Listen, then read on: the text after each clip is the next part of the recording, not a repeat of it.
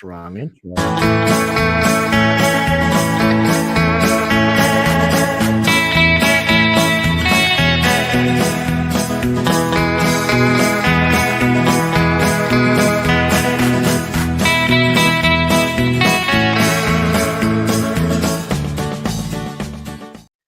Hello and welcome back to the Schooner Pod. It's time for one of our favorite shows of the year, the annual State Fair of Texas preview, where we take a look at really just everything but the OU Texas game. Everything around the fair, how to get to the fair, how to operate within the fair, and of course, the new food items for the year.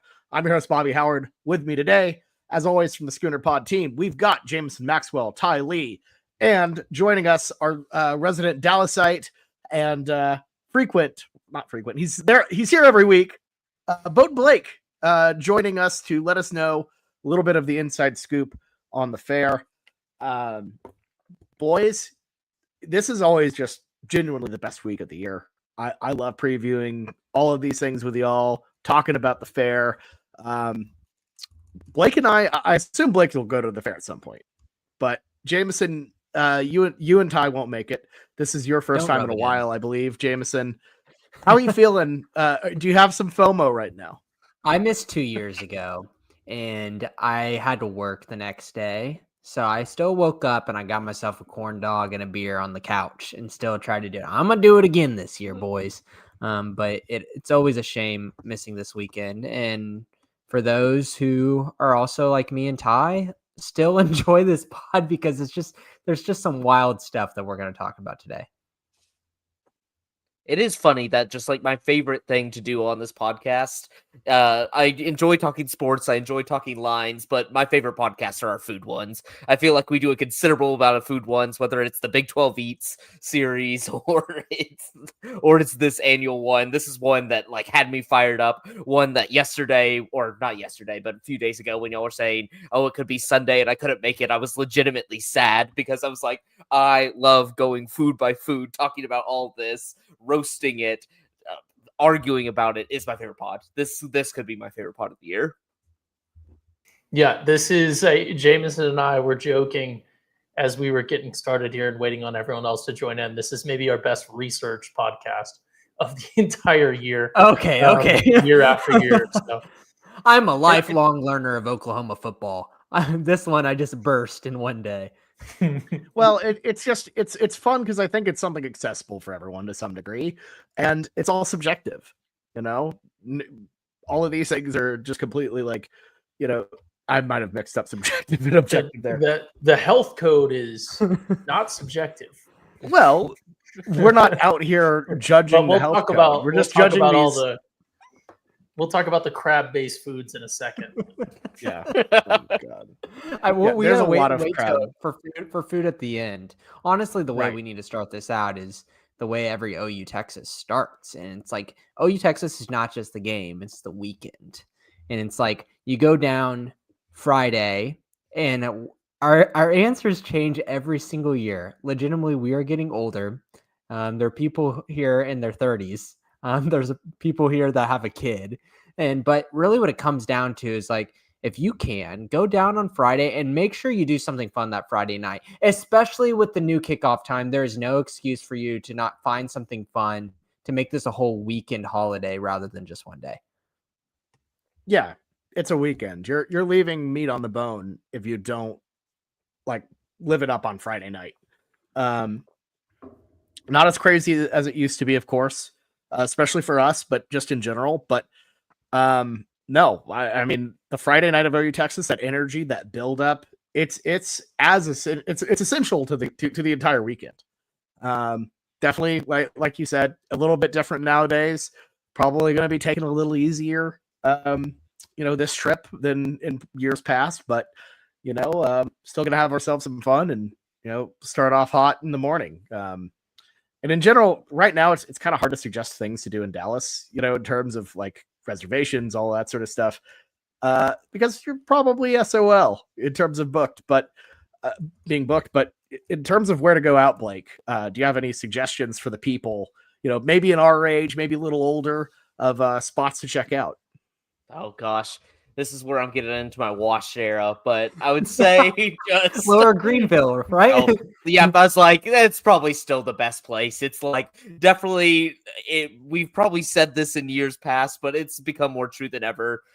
Don't go out in Deep Ellum. If you're staying in Fort Worth, don't go out to 6th Street anymore. It's just you don't want to be around there at 2 a.m. Things just keep happening every single weekend. There's a storyline coming out of there. So Lower Greenville is always a great place. Like SMU has built a lot of bars near there, and then a little bit farther with Lower Greenville, you have like 2 or 3 sections have several bars that if one's packed, you can easily find a rooftop bar there. That's where I say is the best. It's still Uberable away from downtown where most of the hotels are. It's still very quick to get to, but yeah, that's going to give you a lot of options, a lot of ones in walking distance, because uptown is lacking in the bars now. They've turned more into like luxury restaurants than actual bars anymore. So yeah, and I think like the more what you're looking for, more people are looking for is something that's a little bit more calm. But honestly, I think that going to an area where you're going to see a lot of OU and Texas fans, not a lot of Dallasans going out for a Friday night. Like I want to see a bunch of red and a bunch of burnt orange going out the night before. And honestly, you can kind of talk, spit a little bit of game, have fun. But like if you're like in Lower Greenville, Blake, you don't have to go to Stan's Blue Note, right? You know, Stan's Blue Note, you're not going to be able to walk whenever you get in there. But there's going to be little places here and there that you can go and get a seat, and you can still see the craziness on the street. Can we just clarify? Jameson may be showing his age here. Jameson, what do you think spitting game means? Are you talking about football? I mean, like just talking. I don't know. That is not just talking, James. So that's trying to pick up girls, man. I mean, I was talking in reference of your team. Like I was hyping up your team. Maybe that wasn't the right word. It's not a game at all. I didn't really think about that. Strolling up to the urinal. There's a Texas fan next to you. You're like, "Hey, I'm trying to spit some game." About they're like, "What?" You want to spit some game here? Yeah, I didn't even comprehend what I just said. Now that you say that, I realize it. Ooh. Maybe you have a fusion of two. You just, hey girl, want to be disappointed like I'm Jaden Knott's NIL performance? And I was not going to, like, you know, 1982 is saying like trash talking. Like I want like that blend of not trash talking, but you're just kind of talking about your teams, you know, a little bit of back and forth is what I'm looking for. Whatever term cheeky that bit of banter, as they cheeky would bit say. of banter. Yeah, a bit of banter. But if you want to spit some game, be my guest. I ain't gonna stop you there. Yeah, but like those type of spots in Dallas, you know, like I mean, Blake, I'm sure you can confirm that this weekend, everyone who's local just tries to stay the hell away from everything. Yeah, because it's just a madhouse. Yep, 100% agree. Yeah, without a doubt. So Friday night, just kind of find some hot spots. Stay away from Deep Ellum. Bit of a madhouse these days. Look, I mean, it's one of those things where you can kind of choose your own adventure. If you're staying kind of north, I saw someone bring up Addison, Northlake. That's kind of beyond my purview a little bit. But you know, it's Dallas. You'll find some good. You'll find some good. Just if you kind of follow the crimson and the orange, you'll find some cool for sure. Yeah. The real question is with 2:30 kick, when are you showing up in the morning, and how free do you feel on Friday night? You know, some people said, I am a little bit nervous. I don't want to do too much on a Friday night, and I'm just going to wake up and have a good Saturday. You can kind of dip your toes a little bit, but still, there's still some sickos out there that want to get there at the break of dawn. You got to, I'll let Ty go first because this is more your purview. First off, later kick for the game means you're turning that dial up on Friday, even harder. But yeah, I think you still got to get there early.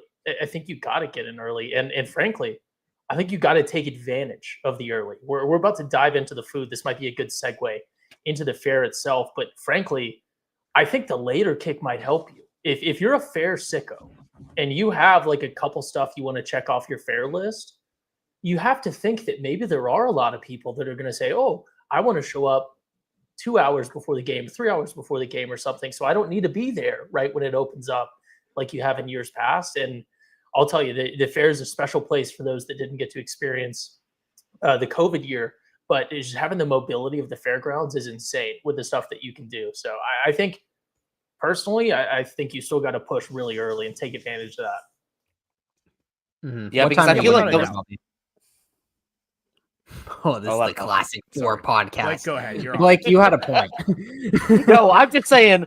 I hate the new start time. I wish it was earlier. I like the 11 a.m. a lot more. But I will say this: it was OU Texas. I felt like you were never able to try a lot of the food around it because it was impossible to navigate through after the game. And with the early start time, you basically had time to go to a area, probably your main area, where you could get a cheap beer, a corny dog, and that was really all you could do. I do like the later start time just because you can probably get in a food item or two. If you want to go seek one out, I feel like you have the actual opportunity to do so now, because I feel like in years past, after the game it was near impossible.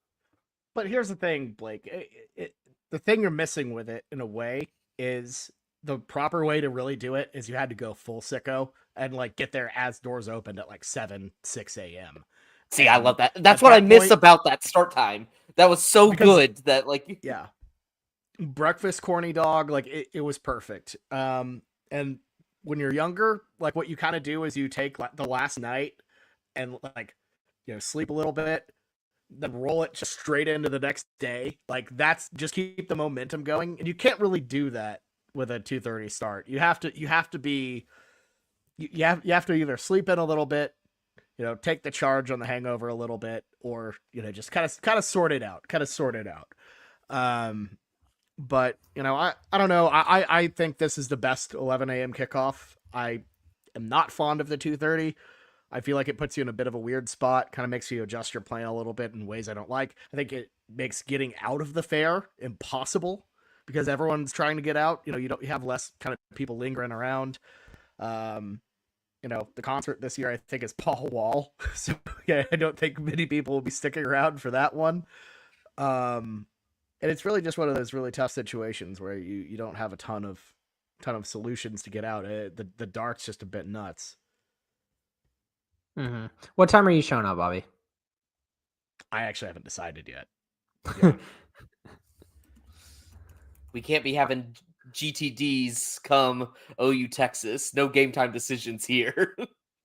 That honestly, if I were to be going, I think a 9:30 is a good move.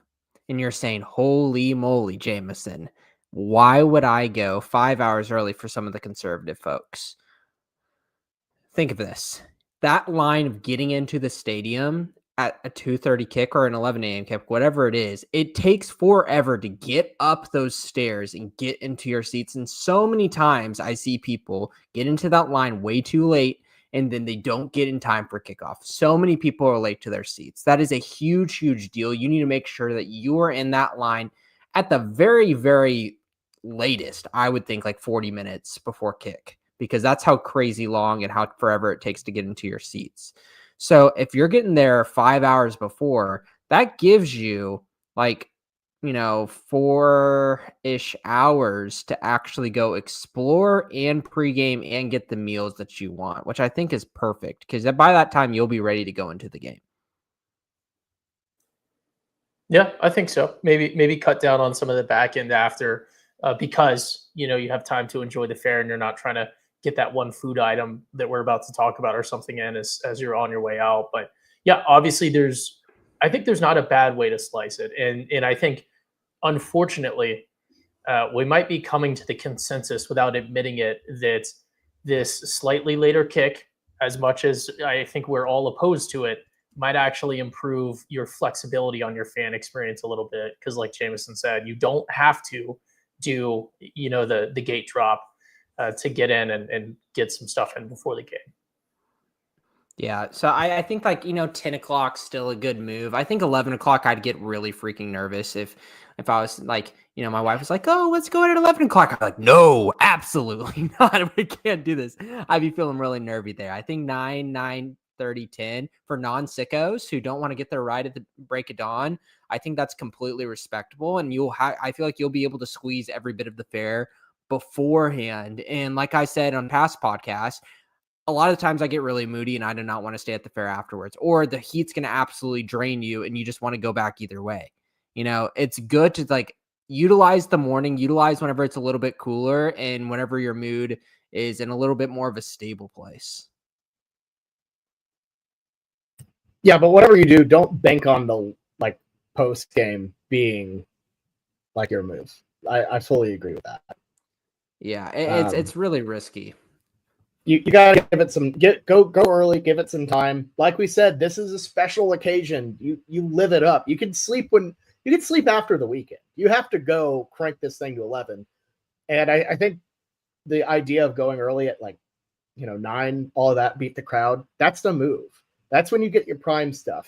And if it's your first time, I totally understand you're going to want to see more of the fair. But if you've done this a time or two, you can kind of take your lap, get your bearings, and then you post up for the remainder. That's the move right there. I like posting. I like posting a little bit.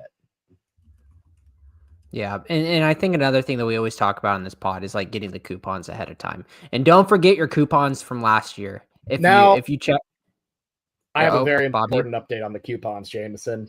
I regret to inform you. I have no idea how to buy them online anymore. The link doesn't work anymore. I'm not able to find them. Blake, I need your help on this as a Dallasite. Okay. Is that the proper word for a person who lives in Dallas, by the way? Yeah, Dallasite? that's probably the best word.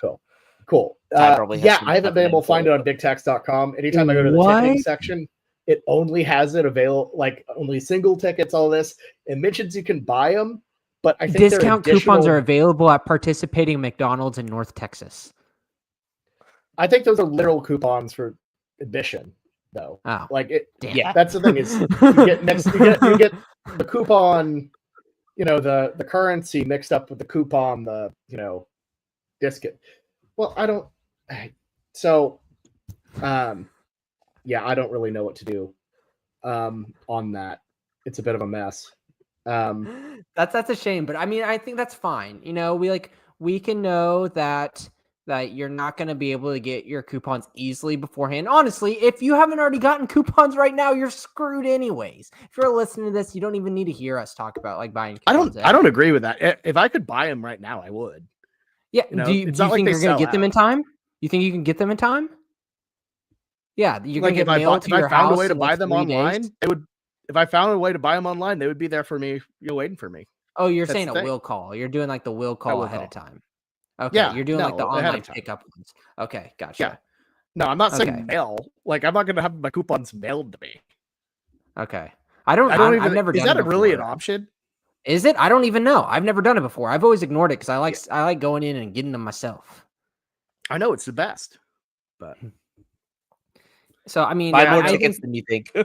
Yeah, buy more tickets than you think. Yeah, you always buy more, and then the real thing is what I always say every single year. It's like, do not ever go to the first coupon stand.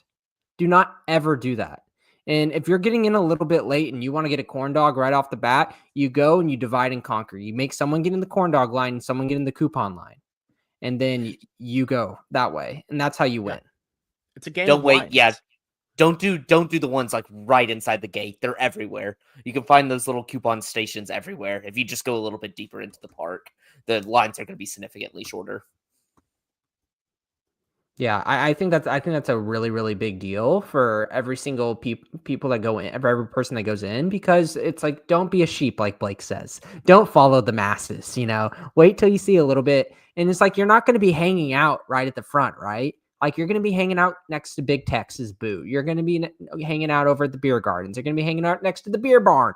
You're not going to be hanging out at those places right there. So give yourself some time and go in. And if you have leftover tickets from last year, use that as your buffer at the beginning, where you can say, hey, I can go have someone go get me a corn dog real quick with my coupons from last year while I go get more for the rest of our time.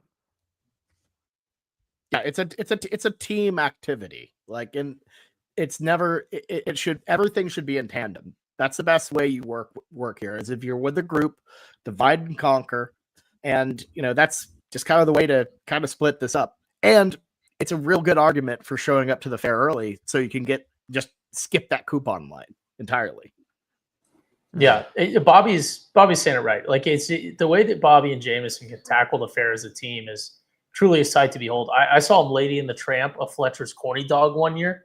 They just both had one side and were working towards the middle. It was I'd do it. a sight to How does behold. it even work? Do you like remove the dog from the stick and just No, go? someone goes from the stick Are side. you going? Are you just going down? Yeah, down how does that? vertically? How do you do that? Wait, You guys That is were the one of ones those that did food it. items- You guys were the ones that did it. You were almost done when I turned the corner, and it was Bobby there was just a definitely little went bit of from the corny stick dog side. in there. I remember. yeah, it. like you've got it, because nobody eats a corn dog like how could you eat the corn dog from two sides of like the? I think the, you the just got to go cylinder? side by side, parallel, just meeting in the middle, just going all That the is way not down. that is not a part Yeah, of like a guide. like Just like a take care of cartoon that. character eating like a corn cob or something. Yes. Yeah. But with a That's couple the worst Fletcher's one. dogs. I can't even imagine. Oh man, that's a bad visual. Moving Yeah. on. That's what I'll do. That's what I'll do if OU You'd have wins. to I'll offset eat a a little Fletcher's bit. corny dog in that manner. Lady in the Tramp somebody? style with Chris. Will Chris do Chris, that? I don't know if Chris is going or not. No, that's it. You A lady you in- Chris, Lady in the you Tramp and a Chris dog. will Lady in the Tramp a corn dog. Loser gets the stick side. Yeah. Loser's got a deep throat.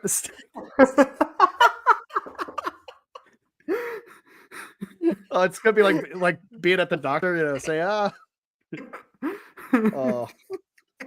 God, that's bad. Oh my god. So speaking of corn dogs, you've got your coupons. Yeah, you're speaking of corn dogs. You're exactly right, Bobby. I great think segue. the first thing you have to get at the fair, no doubt, not even a conversation, is Fletcher's corn dog. Mhm. And I will say this, like we've said for the past 7 years or whatever we've been doing this. Do not get those freaking bum great value state fair corn dogs from not Fletcher's. Don't do that, please. Come on. Yeah, it's not a corn dog. It's a corny dog. If it does not have the little Y on the end, you're getting bamboozled by a heathen corn dog stand. It's got to be a Fletcher's. Got to be a corny dog. Cisco brand stuff. Yeah. Yeah. You might as well just stay home and get them at Costco at that point. Like you're gonna get screwed over. You got to go with the Fletcher's corny dog. That it makes a difference. I swear to God, anyone who's telling you otherwise is lying to you. Dude, it's the batter. Fletcher's batter is just so freaking good. Oh my god. Are you getting now what's our opinion about different corny dogs rather than the original? Yeah, because they got the original, they got the bird dog, they got the Make Mine Texan, which has like a brisket dog. They got a cheesy pup with the cheese. See, I just can't ever bring myself to do it because, like, I guess I do mind in a non-traditional sense of, like, I'm not going to the state fair over OU Texas. It's typically either the Sunday after or a weekend around that. So I'm going in heavy for the food. So I'm not going to fill up. I have to have an original. So I'm not going to fill up with that extra one. I understand if people want to go to it, but the classic is just so good. I just feel like you can't go away from the classic. There's really no way to make it better than how it was. And maybe they are good, maybe they are, but I still haven't been able to deviate. I can't bring myself to do it. So my thing on it, because I've deviated. I've had the Make Mine Texan before. And the thing is, it's a better dog, but the difference is not noticeable at all. It's not, there's too much going on with the corny dog. With the batter, with all of that you just really can't tell that much of a difference, and it's not worth the extra coupons. I mean, I think that's fair, but I don't think it is like I'm not going to damn you if you go away from, getting a traditional. Like, if you want to be a little bit interesting, get 2 dogs, go for it. If you want to try something different, go for it. I think that's totally fine, but I think it's just like Oklahoma, like OU versus Texas. It's like a whole ritual of a day, right? And so you've got to do it the right way that we've been doing it for a long time. And that's the way of getting a Fletcher's corn dog first. Now, here's a question for the panel, for the esteemed panel. Mustard, ketchup, or both, or are we just doing it? We're just going straight for the dog. Mustard only. I agree. Mustard only. Amen. Thank God. We're Ty adults, looks like mustard a only. guy. Ty, No. I for a Fletcher's corny dog at the fair, absolutely mustard only, just a slight bit as well. Like I don't like to. Yeah, you got to be careful with those pumpers Yeah. because they'll really get you a big old blob right at the end. So you got to be careful. Really. Always do a No. test shot. Yeah, always do a test shot Yeah, before you. I have a plan. So here's how I do mine. I give it a blob, and then I take like the little paper that comes around it, and like I kind of like spread it out and give it like a little. You bit must of a be thin miserable layer. to stand behind. See, What? No, no. You don't understand, Jameson. I give it the blob, and then I walk away. I move away. Schooner pod And out. then of I do it. I do it in Big Tech Circle. I'm by myself. I'm not Chill. bothering anyone. I'm He just pulls No, out a but see, paintbrush. I don't think I can do that. Like, I don't know if it's the aesthetics or what it is. It kind of needs to be that little ziggy zag down one of the sides. There's no way I'm taking a piece of paper and doing this to my dog. Out No, I'm not doing, no. You don't do that. You brush it. No, You brush it. You don't put crank it it. up there and just You don't use that crank thing it, for, Blake. like- You're not here cranking the corny dog. You're no. That is barbaric. That is obtuse. That's what it made it sound like, that you you want brush mustard on every No, bite of the you dog. brush it like a Leonardo da Vinci of fried foods. You just kind of brush How it, do you and it brush gives it you with even that distribution. It gives you paper? even distribution, Blake, all the way around the dog.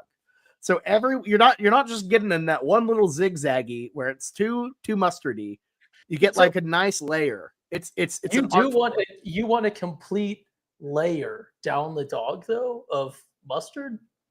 Well, that's the thing, is it's so light that it's not overpowering. It's like just enough. Wait, isn't it just the same amount of mustard would be going into your mouth, whether it's on one side of the dog or if you spread it all around the dog? It's the same amount of mustard. No, but it's like, it's not just like hitting your mouth in one spot, you know? It's like it's a more even experience. I can't be wrist twisting the corny dog. Like, I'm not suggesting the wrist twisted. I just can't do that. That's so wrong. I am not suggesting that. I am not suggesting that at all. And I realize I cannot look. Take a video day, of it. We need to see this technique. Maybe we post I will it. demonstrate. I'll demonstrate at Big Tech Circle exactly how to do it. And look, I'm telling you, you'll see the light. And you know what you won't see though? You won't see me wrist twisting that dog one bit. So I do want to note on the mustard. Obviously, you cannot do this before the game, but the Bichon mustard that is available sometimes, it's delicious, and it's worth. I just bought it today. It's so good. It's so good. Today. So I don't know what sign that sends up this game, but it feels weird because it's like another thing is like I make a very, very concerted effort to like not wear anything orange the whole week beforehand. I cannot. It's orange like in your wardrobe. Yeah, well, you have to make an. I think I go a full calendar year without orange in my. I have a couple things that have orange in it. You know, I am trying to be like very like pertinent about it. You won't wear any thunder stuff? See, there you go. Bang. no, that's sunset, Ty. It's totally different. No, but I'm trying to say like I'm not touching Bichon's Dijon beforehand. Bichon mustard thing, but sure. Well, that's what the front saying. You don't do it beforehand. You have to do it after an OU win. Y'all are wild. You know what Bobby does with mustard? What? Yeah, what do you do with Bichon right. mustard? So, anyways, let's talk a little bit more. So we talked about what to do when you get to the fair. Kind of missed how to get to the fair. Dart all the way if you can. That's the. But if you're early enough, and Uber is very, very easy and honestly better. Yeah, I've done the 6 a.m. Ubers. They work great, but don't expect to Uber out easy or cheap at all. It's not the move. A combo of Uber early, Dart late. That's kind of your move for sure. It's infinitely better than parking, which will be astronomical. So, you know, I think last year we talked about like I said that I had walked like multiple blocks out from the Texas State Fair after the game. Do not do that. Or do it if you're gonna do it. Large group has to be a large group. Don't be walking Go in off. packs. Yep. I do. I have had some friends that have scootered like back to like kind of where I live, getting on the Lime scooters. So that is always a option no if you want to chance. click Are that Are line. these scooter people after the scootering on the game. Simmons freeway or some shit? What? Do not. If you're listening, do not do that, please. No, that of is course one No, way I think I think it's smarter than smarter than walking. You're gonna be how many wax cups deep, and you're gonna freaking bite it. You've seen Bobby on a lime before. Do not put Bobby on a lime again. Bobby hates limes because he tripped going to a lime. It's not that he actually fell on it. I've also fallen on a lime. I've also fallen on a lime too, Blake. It's not not just that. I've never seen a man trip in a smaller pool of water than Bobby running towards that lime. Yeah. Jesus. 1982. He has the right idea. He's in Addison with the Football Club of Dallas, getting a little police escort. That's nice. Yeah, fancy people. Fancy. Love that. The dart station last year I heard was a hellhole. It's horrible. Game. It's every single year it's a hellhole. It's miserable. It's and in all honesty, like if you can afford it, just wait it out with a freaking Uber. It's gonna suck after the game, but like you're gonna get a massive upcharge. But waiting in that dart line is just pitiful. The way to do it is just like give yourself some time after the game and don't rush to it. But a lot of the time, I'm already rage quit the fair and I need to get home. Yeah, well, I will say. Go ahead, Ty. You got it. I was going to say, I will say I've come on here for years and been the biggest defender of the dart experience and the dart pregame experience in particular. And maybe we're getting old, but the idea of the dart experience just is not sound appealing to me. It sounds like it might be an Uber year from here on out for me every time I come into the fair, unfortunately. So I do love public transport. I just when you're a college student though, being able to get on with a whole crew and just openly drink and party on the dart is amazing. But it does it gets a little weird when you're not. Yeah, when you're 30 years old and you're drinking a Michelob Ultra by yourself on the dart. Just don't do that. Just take the train. Why? Anyways, for what reason? Speed. Relative speed. I mean, it's not fun to, be kind of cattled into the dart, but it's better than an Uber to me. So I will say this could be, I don't know if this would like be a good tip or not, but it's just an idea going through my head. So in Dallas, there's like a Uber Lyft competitor called Alto. That's like a private fleet of cars that they own that you could do. Works the same way. You have to like subscribe per month, but they usually give you a free 30 days. You might want to look into that. It's a little bit more expensive, but if you're worried about availability or just Uber's canceling on you and like jacking you up with surge prices, this one will give you a little bit more accurate of the actual time because it's their own fleet of cars and stuff that they're using. So it's ALTO. Try it out. Maybe that might be something to look into. Do y'all have Waymo or is that Austin? We are getting it at the beginning of January. So they're testing the cars right now, but it's not like Scottsdale or Phoenix where it's like you can just order one and hop right in. We got highway Waymo now. It's a big deal. I love the Waymo. It's my favorite thing in the world. I don't know about no fancy Waymo. I do like that. Could be a game changer in next fair, but we'll table that for next fair. Either that, or Ty, it could be bad if there's a big crowd of people. That thing's not moving. You're just people are just going to be abusing the poor Waymo. As people just keep messing with you, trying to leave. You could be there for hours. You jumping on the Waymo. The real thing is figuring out how to avoid, and we're not saying violate anyone's terms of use agreements or anything, but 4 dudes or 4 people in a Waymo. And if you could 30 race the front and back on the trip, that would be tremendous. Man, that's very bro. Tremendous pregame experience. So we've talked about how. So let's talk a little bit more about the fair itself. What are some things outside of the corny dog that you have to see, Jameson? What do you key in on? I want to hear Big Tex tell me to wash my hands. I need to hear his voice right underneath him. I need to see and. I need to see what he has of Gene's ass. Like no Big Tex with no ass. Has Big Tex done squats? We will find out on Saturday. I will make my annual check to see if he's gotten any gains. I'm not anticipating any gains, but he could surprise me. Yeah, I mean that's really, it for me. I mean, everything else is food and drink related. I mean, I ain't doing rides and games before. I think that's. I mean, if you want to be my guest, but it's like doing the games. It sucks because you have to get a separate little game card. And like that. Like if I want to throw, now.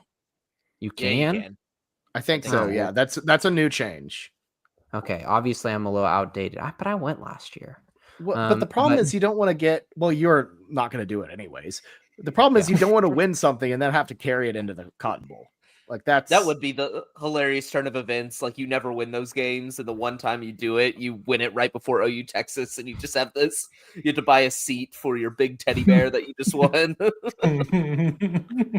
Yeah, that's a good point. Please don't do that, and don't be the person to come with the giant little basketball. Because you can't stuff that under your seat. You're screwed. No. You're just gonna bother everybody around you.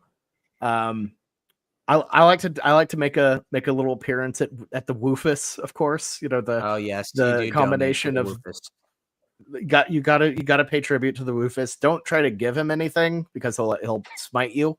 But if you just pay a little tribute to Woofus, explain to people what Woofus is.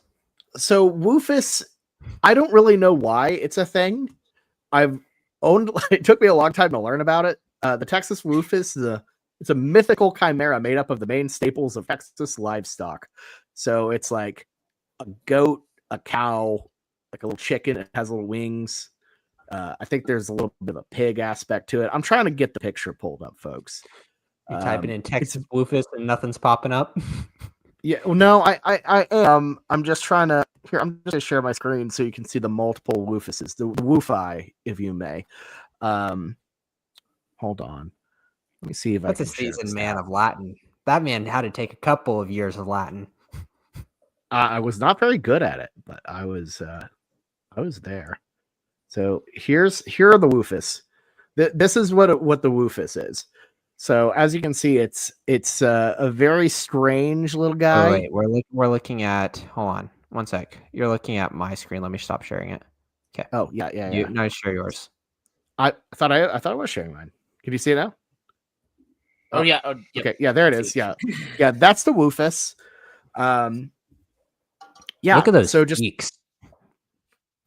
It's out very, of context. nice those cheeks. Are facial cheeks for people listening on podcasts. Yes, he's got some nice flush facial cheeks from the sheep. It's got little pig feet. It's a little cutie. And it spits out water. So as you can see there, it's give a little spit. Just show up to the Woofus, say hi, and wish good luck for the Sooners. So that's Woofus.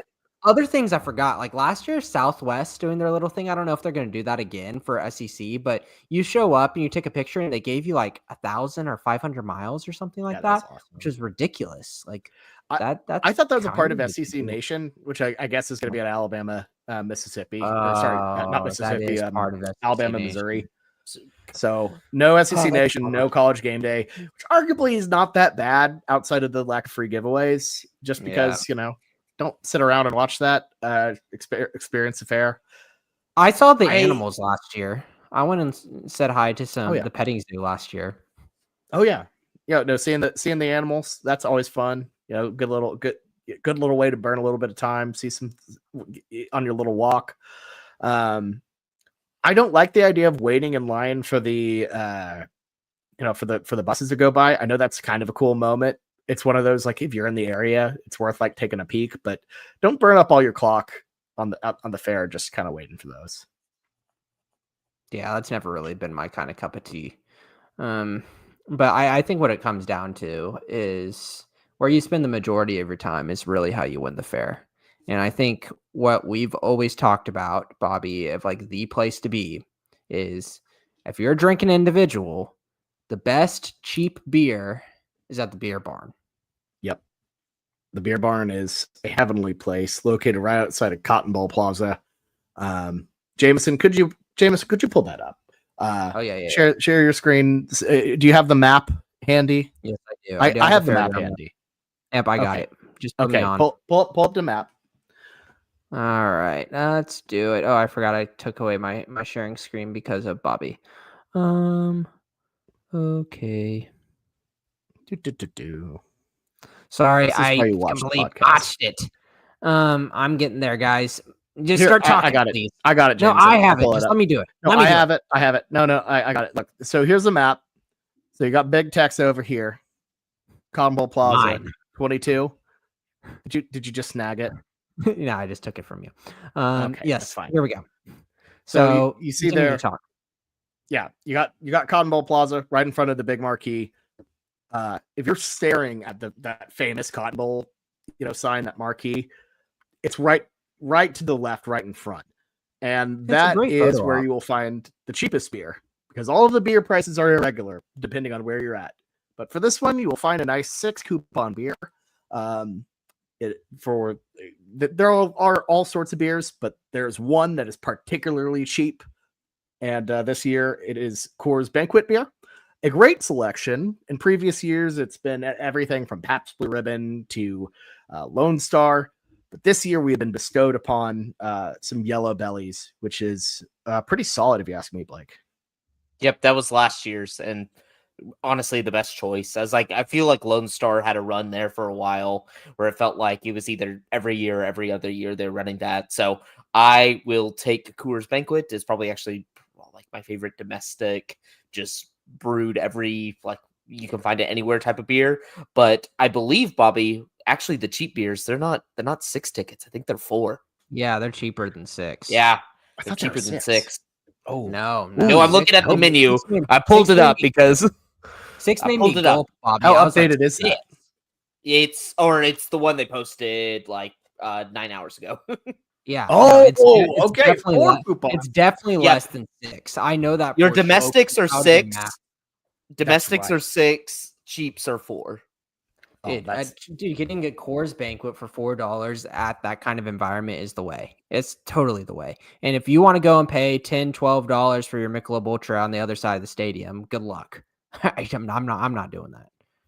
Yeah, no, you got to be, call yourself a chicken farmer, because you'll be getting all them cheaps, just plenty of cheaps. Just post up. It gets a little bit chaotic towards game time because that's also one of the main entrances. But hopefully that side of the Cotton Bowl just got a ton of renovations, as mentioned earlier by 82 in the chat.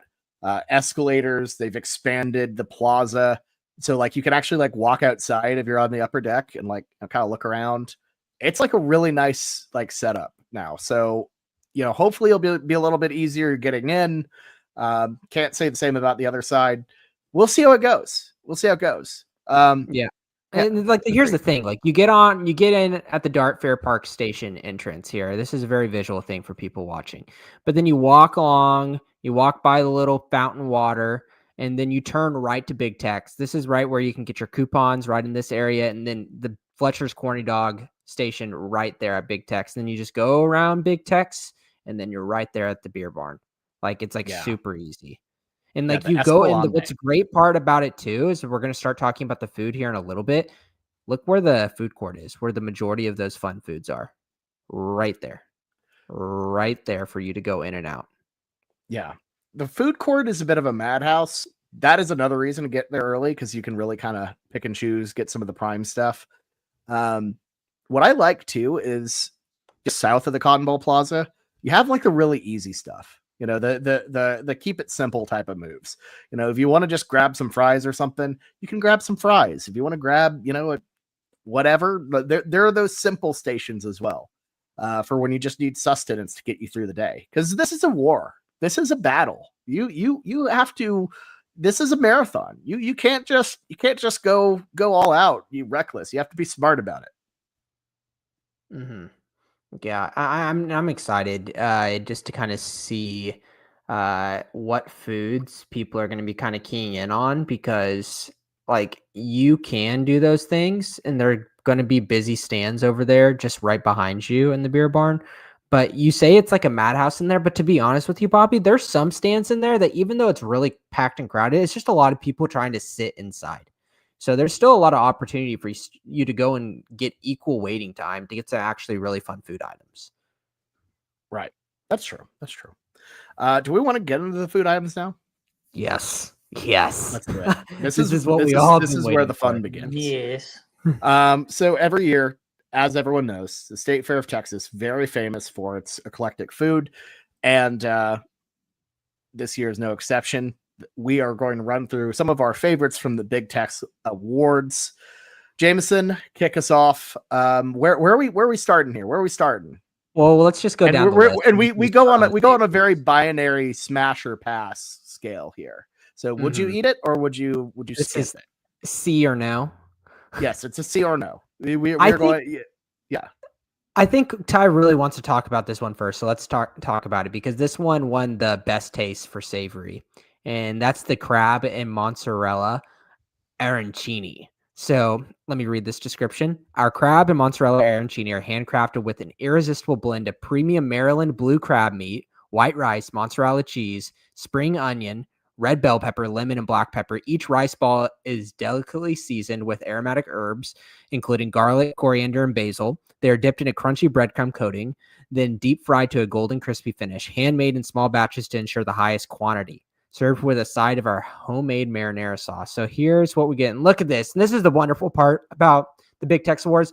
They are going to always give you a Carbach to kind of pair it with. They think an IPA, Carbach, Hopadillo. They're going to get you going with this. But Ty, I think that are you really going to hate on this one? Yes, because here's the thing. It's it's fair food. So let's just pretend that the actual execution, the actual product that you're going to get is what's shown here, because you won't, right? And we're not going to make ourselves liable to be sued by anyone, right? But it's like, is this 100% healthy to consume in terms of will you become violently ill? We're not going to comment on that.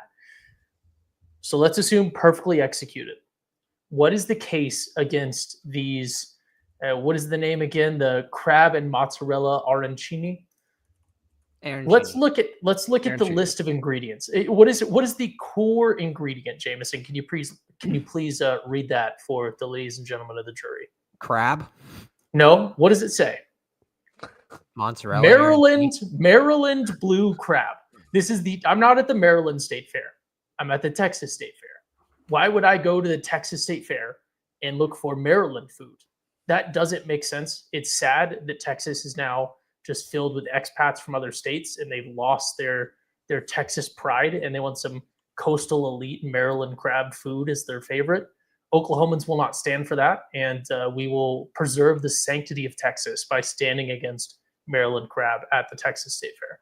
I will say the bacteria you can get from cooked crab, it's called Vibrio. Pretty dangerous. it's pretty dangerous. That sounds not that dangerous. That sounds like a streaming service that you'd sign up for to watch like a random NFL game and then forget about. But they're not cooking the crab.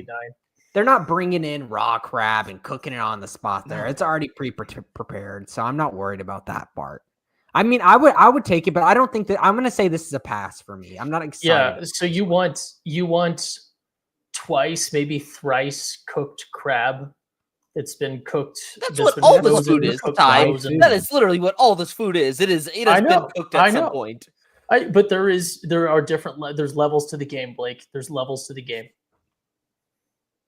I pass. Or not pass. Smash. No, I think smash. You're smashing, Blake? Yeah. I think this is nice. I think I usually trust each year the one that won the savory category ends up being pretty good. They put a lot of attention to it. Sure, is it going to be the best thing you're probably going to have all day? No, but I think it's still going to be good. Like when I do my state fair visit, I'm going to try it. I'm not scared about getting sick from this crab, so I'm going to smash. I don't think you're going to get sick from it. So we got one person who. Am I freezing? Okay, I'm good. One person that is smashing, 3 that are passing on this one for the one that won the winner for most savory. I think that we would be remiss not to talk about those deep fried deli tacos too. Is anyone interested in talking about those? Yeah, because that one's kind of interesting.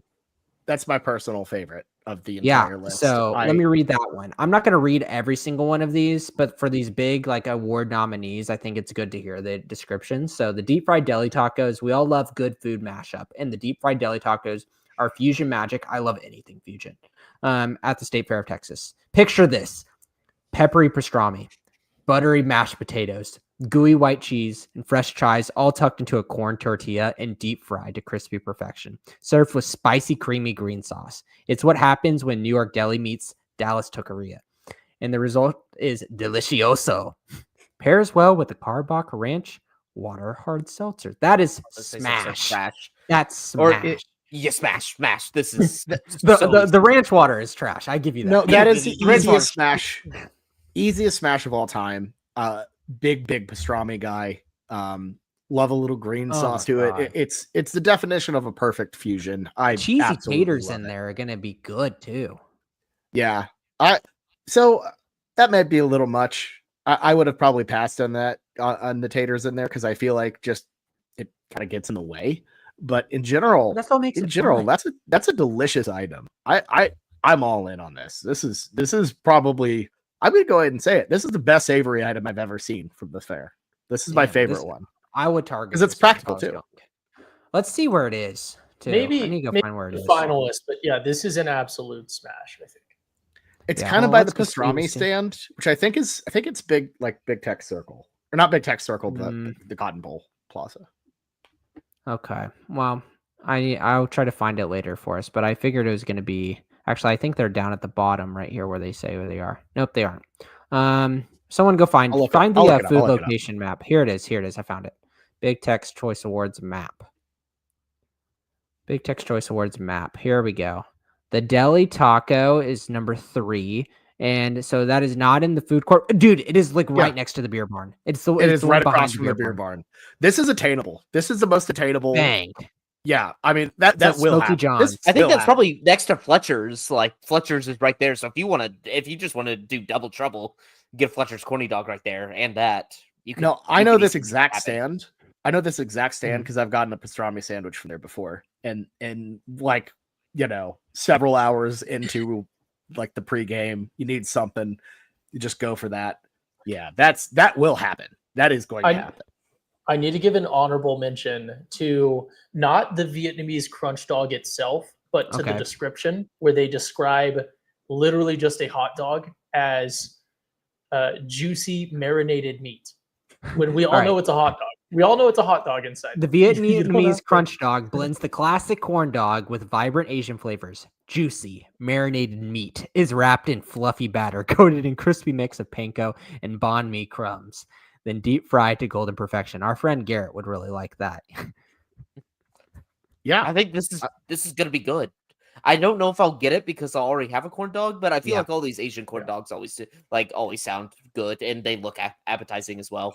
Yeah, but I'm not gonna get another corn dog. I'm just gonna get my Fletcher's. That's a pass. Like I'm gonna save my money and spend it elsewhere. I was just appreciating the ad copy of trying to gaslight you about a hot dog. Well, like the Vietnamese corn dog is a thing. Like these dogs are a thing, and I feel like this is what this is perfect for is for folks who go to the fair multiple times a year. Who I've had my Fletcher's. I'm not gonna get another Fletcher's. Let's do a bit of a mix on this. Not going to be my cup of tea for OU Texas, but if I was going a couple times, I would absolutely hit it up. Mm-hmm. Yeah. I don't know if I want to talk too much about the Wagyu bacon cheeseburger deviled egg sliders. I think everyone's just trying to throw Wagyu in front of everything nowadays, and I'm kind of getting burnt out on it. It just looks like it's just a bacon cheeseburger with egg.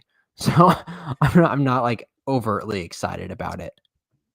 Yeah. Ground beef Wagyu isn't really Wagyu. Like you're not getting A5 flavor from ground beef. That's just not how that works.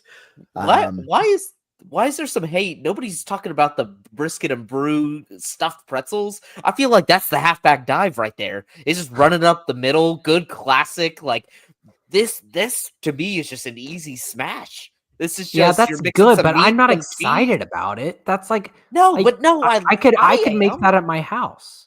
You aren't You making think so? pretzels, Jameson. Stop that. You are not a baker. You are Jameson, not. one, you're not making the pretzels, Okay, and two, you're not I'm making not the making the brisket. pretzels. I'm not making the pretzels and the brisket from scratch. God bless.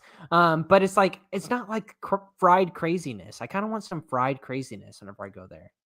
Yeah, I hear again. This is one of the ones where, if it's executed to its potential, this is a very high ceiling one. The thing that worries me about this, particularly when I look at it next to that beer, which I think this is an elite pairing with the beer and these things, but Ziegenbach. they're they look to be the size of a tater tot, like a Sonic tater tot. You're popping that in your mouth. You're popping that in your mouth in one bite, and then look at that sauce cup. What? When have you had a tater tot the size of a sauce cup? No, that's not a regular sauce cup. That's like the little ketchup ones that you get at Shake Shack or something. Do you just have no like a depth perception thing? Can you not tell the? No, those are not. You know that the real ones that you see. So is it a smaller beer?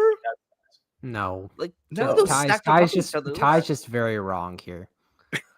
I don't have a beer here, but I have a Jameson, Sunshine LaCroix. Read off the description on that one. The brisket and brew stuffed pretzels. Okay. Yes. Brisket and brew stuffed pretzels are where smoky barbecue dreams meet classic pub snacks in one golden salty twist. We're talking tender, slow smoked brisket loaded with deep, juicy flavor and blended with a bold, velvety beer cheese made from sharp cheddar and a hearty brew. Then it's all wrapped up in a soft, chewy pretzel dough, hand rolled, sprinkled with sea salt, and baked to crispy, crave-worthy perfection. Each bite is a flavor bomb, salty on the outside, rich and gooey on the inside. They're easy to carry and absolutely made for munching as you wander the fairgrounds. Pair with a cold German beer or dunk into spicy mustard or tangy barbecue sauce. Just be warned, your Lederhosen might not forgive you. What does that mean? Yeah. What does that last part mean? There's a couple interpretations of that, actually. So I don't love that it's like it's easy to walk around, but you're definitely to spill this on you. Like you're kind of giving me mixed signals here. I don't think Glenn that and was Sherry? the implication. That was not the implication. Oh, It's just a lazy pretzel reference. I don't think it's anyways. It's an easy smash though. I think it's a smash. It's delicious. It's a smash. For me though, if I'm looking at calories and number of bites per time and cost, I feel like this is going to be the one where you spend a ton of time in line for it, then you get it, and you're like, okay, well that was 45 minutes for 4 bites of something, and then whoever I was with wanted a bite. So it's like, for me, it's a smash, but it's like not something that I would ever target, just because I feel like it's not. Like 2 people split this, and it's like a little appetizer, but you would have to spend so much time to get it because it's on this list. Is what worries me. You're right, because you're really running low on 2 critical metrics of bites per coupon. So BPC and bites per minute. Oh God, we've entered the advanced analytics era. I know you're spending too much time per bite, and this is over by the main stage. It's over by the main stage. It is not close to where we're going to be hanging out either. But I will say though, real food knowers know that some of the best things in food are not all about quantity. Sometimes a single bite is all you need, and it's magical. You are so sophisticated. Okay, yeah, Blake's like y'all ain't real eaters. You're talking about a beer cheese pretzel at a state fair. This in perspective. We're getting a little insane. I do want to say we need to mention some of the Big Tech's Sweet Award winners. Yes, please. Because there's one on here. Oh God! I want to say, here's the thing though. Here's the angle that, because we're about to talk about some of the other foods, is the award winners get so much, like not food not knowers, but the casuals, right? Get all of these, and they get in line for these. There's some real juice. There's some real good stuff down here in the other foods that we're about to talk about. You're exactly right, Ty. Talking about real juice, I want Bobby to take this to the dome. The candy lemon sour face. So here we go on the left of your screen. Take a bite out of a candy dipped lemon with a little bit of sweet and a little bit of You're biting sour. a lemon? Let your taste buds explore the explosion of a sour, sweet, tart taste of a delicious candy coated lemon. Indulge in candy, lemon sour face, and let us take you on a roller coaster of sweet and sour flavors. You'll take that one with a Carbox Love Street.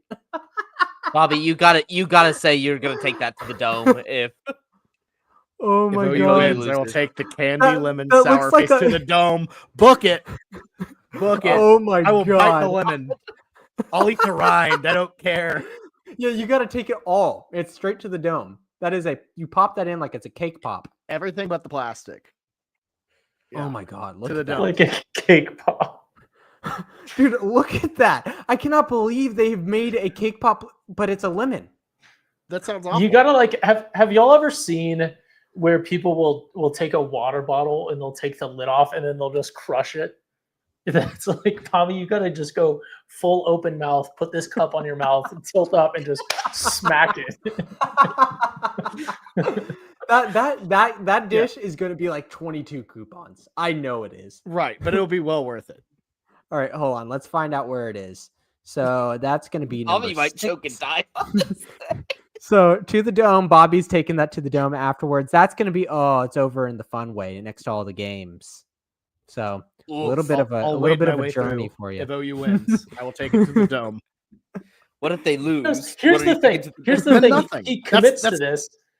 He commits to this, knowing that he won't do it. Will lose a bunch of games, and then he'll go to the grocery store and get like a slice of lemon and bite it, and be like, "I broke the curse." No, No, I'll I wanna actually see take Bobby it. No, actually- because I know now. I know my power now, and I must. Oh, my power now. Oh my god. Just look at that. Oh my god. That is just wild. Candy lemon sour face to the dome. If anyone has a good dentist, let me know because I might need them after that. Can we talk about this next one too? That one, Yeah. the one over the sweet, the chill and thrill delight. I want everyone just to look at this and say, what do you think that is? Without reading the description, what is your first impression of what that is? It's the spaghetti from the movie Elf. Oh my god, it is. What is it? And It why looks does it want? horrendous. Why does it want you to have a Carbach Hopadillo juicy IPA with it? I seriously have no idea what's going on. It really does look like angel hair pasta. But let's talk. So Chill and Thrill Delight is a vibrant, refreshing twist on Colombia's famous Salpicón de Frutas. I guess I'm not cultured enough to know what that is. That is perfect for a warm day at the state fair. A Texas-sized cup is packed with juicy diced mango, pineapple, watermelon, grapes, cantaloupe, and strawberries, all soaked in fresh watermelon juice with a splash of lime. That sounds nice. It's topped with handcrafted shaved mango sorbet. Oh, that slowly melts into the mix for a sweet, tangy fusion. Whether you're cooling off or chasing bold flavors, this fruity treat is sure to thrill. Now, reading that description, I'm like, okay, like that's sorbet and it's gonna melt, and then you're just like, Yeah. I feel like I'm eating fruit in the morning. I'm not eating like something like this over here, this Dubai chocolate cheesecake. Like this is completely different. You're not getting angel hair sorbet it's not coming across the counter looking like that. I'm sorry. No. It's gonna melt. I was out, but just even with that very important factor that it will melt, I'm about it. That kind of refreshing aspect of It it all, sounds good. like Yeah. that How sounds do you really good. eat I'm it? in. Smash, easy smash. It's in the food court, so it's still a little bit warm in there, but it No, might that- be helpful. That fruit's gonna be so warm. It is not gonna be cold or refreshing. You're gonna get hit with that slightly above room temperature like fruit, and it's gonna pass. I need to go back because Lord King Big Nuts gave us super chat, and he said no more donations if Bobby tries to get out of eating the lemon. Bobby, you heard Fair. him. No, like financially, I must do it. So, yeah. And look, I legitimately, I think that this looks bad, and it might, like Ty, you might be right, but there are people out there that aren't into the like super, super, super sweet stuff or the decadent stuff, and this might actually be pretty nice on a hot day. I would smash that. Yeah, I'm not out on it. I just don't expect it to come looking like angel hair is the thing. Oh, Yeah. I feel like there's more value in some of these other ones that are not on the award finalists. Oh yeah, there's a lot of really fun ones in the award finalists. Yeah, I do want to note the candy lemon sour face is only 8 coupons too. So that's yes, that's a great. That's to the dome. That's to the dome easy. There's no excuse. No excuse. Should we have to talk about everyone trying to do Dubai chocolate? What is Dubai chocolate? It shows up on my social media all the time, but I never see it in the wild. Never. I've had it once. I had the pistachio one, and it was good, but it's like, I mean, like, how much better is it than your ordinary chocolate? I think it's a little bit overhyped. It feels like the food version of a Labubu. So yeah, it's a bit played out. I will say, like, the legit, like, Dubai chocolate brand, Dubai chocolate, is a little different. A lot of people are just doing like chocolate and pistachio and calling it Dubai chocolate, which I love. It's amazing. They've had it. I mean, I saw some at Walmart the other day, so it's pretty played out. Once Walmart and the Texas State Fair have it, so it is a bit trend gone downhill. But I will say again, if you just substitute Dubai chocolate for like chocolate pistachio, the cheesecake, I'm not vibing with the form factor, but Dubai cheesecake in a cup, that's too much. That's gonna destroy you. The funnel cake fries, like, I'm interested. That looks awesome in to me. Yeah, that's my biggest smash. If I had to get one of these desserts, I'm getting that because it's right carryable around the fair. Not going to get your fingers too dirty. You can give people a bite here or there. They get a little bite. Like, funnel cake is fair food. Like, it's wait, what? I feel like the cup is way easier with a spoon to eat out of than a heaping mound of fries that you're bumping into people. Fries are flying everywhere. How is the cup not the easiest form factor to eat out of? How are you walking around the fair everywhere? Crashing into There's so many people. There's so many people bumping into you and stuff. And you said the easier one is this overflowing mound cup of fries. It's not going to look like that. It's so much messier. It's so much more messy. There's going to be 4 to 6 fries in there. Yeah, but you're directly putting your hands on the sauce. Like, it's not like you're dipping it in the sauce. Like, you can tell you're coming into contact with sauce and chocolate. Bobby, you just gave us a whole story earlier about the devious things that you're going to do to your corn dog. You're worried about putting 2 little fingers on the tip of a funnel cake now? Anything devious. Well, we'll have to see. We'll see when the video. There's a whole plan. It's not going to look like this, guys. Look closely at like the way that they have these fries arranged. This is clearly photoshopped in there. Yeah, like drizzle. It's going to be you're not going to get as much pistachio cream as you want. It's like Spark in Scissortail Park, where you just want a little bit more of that pink sauce. No, that pink sauce sucks. I don't want to hear it from these guys. Everybody hyping up Spark Burger. I go get that pink sauce. It gets all over my hands, stains my skin for days, adds maybe a little extra tanginess. Nothing out of this world. And now I just have pink fingers all the time. I'm not saying it's good or bad. What I'm saying is I want more of it whenever they just drizzle it on the fries. Like, there are going to be some just plain old funnel cake fries at the bottom of that. You know it.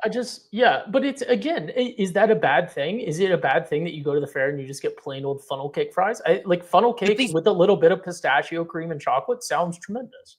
But I feel like Dubai chocolate things are going to get Dubai prices. I feel like these things are going to be expensive. Yeah, it's at the Grand Place across from the food court, so it's still kind of in that beer barn area closest to Big Tech, so not too much of a hike. But yeah, I don't know how much it's going to be. Let's get into some of these, the new food list, because I think we've got to talk about the sippers. Sippers. Just real quickly. This is a new category, isn't it? This should not have been a category. This does not need to be a category. We don't need mocktails and milkshakes having their own stuff. They can fall under one of the other categories, sweet or savory, but we don't need a whole sippers category. Does anyone have anything they want to talk about? Because I really want to talk about the dirty Red Bull Texarita. Jameson, you have the floor. Go for it. Yeah, because I'm a man. We do have to look back up to the Chaos Chocolate Milkshake, though. Lord King Big Nuts brought that up. So. Oh yeah, that looks great. Scroll down. Go down. Are you talking about It's in the zippers. Cookie Chaos milkshake? Yeah.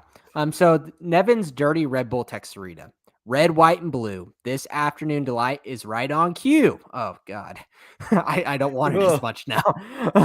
Don't act like you didn't like that. A refreshing adult beverage that tastes as good as it looks. The Nevin's Dirty Red Bull Texarita fulfills an adult craving while appealing to your inner child. This cocktail starts with a layer of sweet cream liquor and blue raz pop rocks to get the sweet treat popping. After it's filled halfway with juicy watermelon Red Bull margarita, and the other half with a vibrant blueberry Red Bull margarita, topped with more sizzling pop rocks, blueberries, watermelon. What the heck? You're going to give me 2 different kinds of Red Bull and pop rocks in a cocktail? That is just wild. Like, look at that drink. If you consume this thing, especially before, the Cotton Bowl bathroom will never be the same. I would totally slam that. That is a smash. After a Friday night, this seems like something that could be a good idea because they're like, yeah, a little Red Bull action wake me up a bit. But there's no way this is. I feel like your body would just self-combust. I kind of want to. This is kind of the closest I feel like to the original Four Loko that we've gotten as a society since those were banned. So I this also is a got smash for me. I also got to note, Jameson, of everybody on this panel, you're probably the literal worst person to have this, as you do not consume caffeine. But our Red Bull in a cocktail doesn't count. That's separate. Jameson's like it balances itself out. He's Don't like count when the I'm uppers and the drinking. downers. Yeah. So whenever you have caffeine that is a stimulant with an alcohol, which is a depressant, the stimulant stimulates you, and then the depressant disinhibits you. So then it is extra fun. Oh, thank you, Bill Nye. But yeah, I see what you mean. So I'm gonna give it a maybe. I'm gonna move my gavel to the middle of the fence here. Yeah, I can see why people. It's not for everybody, but it's just I would smash it. Can you imagine the feeling of the pop rocks in your mouth as you're taking 2 different sips of Red Bull? It would be like the Shannon Sharp gif. Oh yeah. I'm gonna have to try that. I'm in. There you go. Okay, Bobby, if OU wins by say maybe 35 points, would you drop the lemon in this and chug this with the lemon in it? Chug it with the lemon in it. No. What's the threshold? What is the threshold that you'll chug this with the pucker up sour lemon thing in it? 49. 49. Okay. Man, 49 or more. I'm doing it. Dear God. Okay, we want to talk about the Chaos Milkshake. So here's the Cookie Chaos Milkshake. Oh my God, if you're getting it at the fair, that is just wild. But okay, it does look good though. This shake is what cookie dreams are made of. A rich, creamy cookie butter milkshake. I love cookie butter. Loaded with snickerdoodle chunks, golden Oreo cookies, and classic Oreo cookies for the ultimate cookie explosion. We top it with a fluffy swirl of whipped cream, a scoop of edible cookie butter cookie dough, a perfectly perched Biscoff cookie, and a cookie butter drizzle that ties it all together. Finished with a rim coated in crushed Biscoff cookie pieces for that extra crunch in every sip. The Cookie Chaos Milkshake is sweet, spiced, and unapologetically over the top. One thing we haven't mentioned yet, you know what I'm really pissed off? Last year, they added all these drinks, and you would pair it with another Karbach beer. What beer is going in with my Cookie Chaos Milkshake? And I'm pissed that they didn't do it this year. It'd probably be a Ziegenbach. Yeah, it would. But, I mean, that is like, if I'm going out for like a dinner where I'm going to like a burger joint and I could get a milkshake on the side, that looks really damn good. Yeah, smash. That's not a state fair smash for me, but it's a smash in general. I'm not a big chocolate guy, so probably a pass, but I could see it being a smash. There's not a lot of chocolate in it, really. We had the Dubai chocolate run, and that was about it. Coconut There's quadruple. no chocolate in this. It's like it's just the Oreo. It's just the Oreos. Oh, good point. I would go for it. Also, this is the first Biscoff item we've seen. I feel like in previous years, it's just like it's Biscoff always everything. Biscoff. Biscoff's great. Ty, you It's smashing great. this? No. It's let them speak. I could not find my unmute button. I don't know. I think generally, yeah. I don't get that hot at the fair. Like I don't know. It's just generally not overwhelmed by the heat, and I like don't really. I can't think of a time that I've like drank a notable amount at the fair either. So like a milkshake doesn't necessarily sound bad because to me, again, like cost per calories and enjoyment of like a milkshake like this, and I like the accent Biscoff sounds tremendous. So this is like a rare, like this is not a stereotypical me item, but I think pretty enthusiastic smash. This is something that I wouldn't seek out, but if I were walking by and we're in the mood and I looked over and saw that there was like 3 or 4 people in line, I might hop in line and get it. So for me, it's more of a smash than the Red Bull one. So yeah. I think like, we can kind of not talk about the other ones, but the hot honeycomb lemonade where it's like That looks essentially great. like that That and you one can looks- add a shot of alcohol to that. That's mega smash. It's essentially I'd make a that at home. lemonade spicy marg. I would make that That's at a good home. That's a good deal. I like That's a good that. deal. I like that a lot. I know Ty's just going. He just wants to hit the new foods. There's some crazy stuff on Crazy. here. that's where There's the some good. That's crazy things on here. This is the good. This is like when you get into those amazing G5 lines. Like if you're a food and fair knower, this is where the value is because not everyone's seeking these out. These are the ones that are out there, but people aren't looking at like, oh, I got to get this for the gram or whatever else. Because let's be honest, there's no way that you can take a good pick for the gram holding a birria ramen bowl. Dude, who the Like, hell just is slow down buying a and look at birria that. ramen bowl at the fair? I would Look at- absolutely. I would Dude, seek that out. It's my number one item. there's no broth in this. Number it's one just item. noodles. And that's going to No, go you need to- everywhere. You need can a see the big broth in bowl. there. You can see the broth You in need to there. Yeah, read but the I want a description. lot Read- of broth if I'm doing ramen. I would don't. Well, and you can't really mix it. Like it's too Because you it's don't. overloaded. You don't. It's look How? at it. It's layered. What do you mean, dome it? It's stacked in order that it needs to be domed. You're just going to take. You are not radishes eating on the just top? red onion, your radishes or whatever those are on top. I'm just I'll gonna eat eat radish. cilantro. Straight cilantro. Calling all Because ramen lovers, the you ramen love birria this. bowl starts with a bed of ramen tossed with corn, cilantro, and crispy onion. Okay, so it's onion. Flavorful and tender birria meat is piled on in the top with melted Monterey Jack cheese. It is served with consomme for that perfect fusion comfort food you didn't know you needed. I love ramen. I'm not eating ramen in that tiny little cup. Yep. I'm with you, No, Jameson. You guys are incorrect. This is a smash. It's a great idea in general, but I feel like I've seen it in other places. You know what I mean? Like I would just do That's- it. what- Talk See, about stains. That what- is going what do to you mean? stain your shirt. What do you- Guaranteed. Time out. You feel like you've seen it. You've I've seen beer at absolutely other seen it. places. Are you going to get a beer at the No. state fair? I've seen What beer in argument is ramen. that? Well, What kind of argument is that, Blake? That's got to be some kind of fallacy. Wait, whoa. No, that's No, not I'm me. asking your professional law. You need law to of Oh, I arbitrate. thought I was getting roped into that bad logic. We- I'm always is like, I've just- seen no, it it's- somewhere else. It's what about have you brushed up on your ramen law? It's what aboutism is all it is. It's still a pass for me, though. I That's think pass, that's my big thing. Is if pass. I've seen it other places, and it's not like I'm not going to key in on it. They have I would Fletcher's love to at the do- OU stadium. I would love. That is Do not true. do that, by the way. That's treason. I can would do it love Bobby, a I know has birria scarfed ramen down bowl. one of those dogs. He's scarfed down one of those dogs. I know he has. That's Yeah, why you he feels do it so after the guilty fair. about it. You have to wait till OU Texas, and then after OU Texas, you can do it throughout the rest of the season. If we've won, yeah. Otherwise, it's bad vibes. That's fair enough. So you're saying I could go to my local Golden Chick and go get one right now after the state fair? Do they and that's still fine? make them at That's- Golden Chick? I don't know if they still do, but they did. No, hope that's not. also different though. And there's like a park right outside where I work, and that a whole bunch of food trucks pull in. There's a Fletcher's one there every single day. Have never seen a person order from it once. I don't know how they're still in business. Yeah, that actually is kind of crazy. I don't know. I would be just like casual Wednesday corn dog, but Yeah, Anyways, I think according that to Bobby, I'm glad Ty is hitting this ramen bowl. I'm passing. Okay, Cajun I stuffed will. seashells. Meh, yeah, I mean, like I'll we get say that a little disclaim. bit. I forgot to give the disclaimer about the new food section.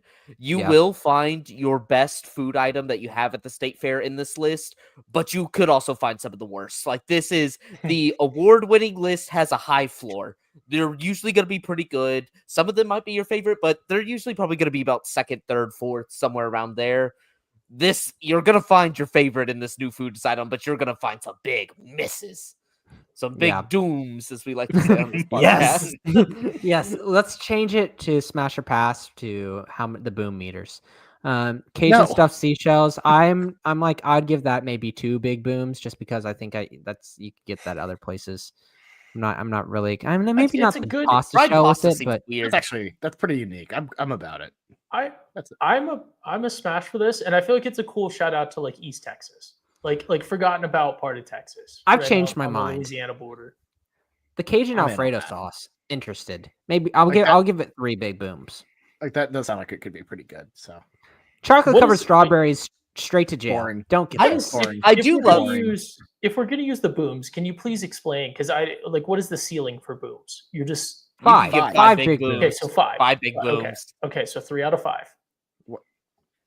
I will say I don't Well, like. I how- don't know. I'm like, what is 3 booms? Is 3? No, I'm like, why did we booms How change do the you not ranking? know the The big boom rankings. lore? Do you want me to explain big boom lore to you? No. No. Okay. I am a little offended though that I got roasted for my, I guess, the advanced analytics of the brew pretzel brisket stuffed ones because it was just a few bites and it's not worth it, and we're glazing the Cajun stuffed shells and it looks about pretty similar size at the end of the day. There's 3 of them. Yeah, but they're smaller. That's a good point. That's a good Debatable. point. That's a good point. Debatable. We might need people on the ground. I will say, speaking of being offended that talking points are not being recycled, where is Mr. I've seen this before when we're looking at chocolate covered strawberries? I literally just said that. Like at the very start, I said boring. They got Dippin' Dots here. Like, Dippin' what they Dots doing coming with out with new flavor. No, but let me tell you something. This next one, I'm smashing big time. Oh, I'm yes.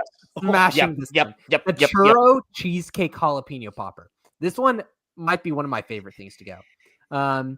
This is classified as bold reimagining of the classic jalapeno popper. This unexpected dessert pairs the gentle heat of fresh jalapeno poppers with a rich cheesecake filling covered in churro batter and delicately fried. The result is surprising harmony of sugar and spice, finished with a dusting of cinnamon sugar and a side of dulce de leche sauce.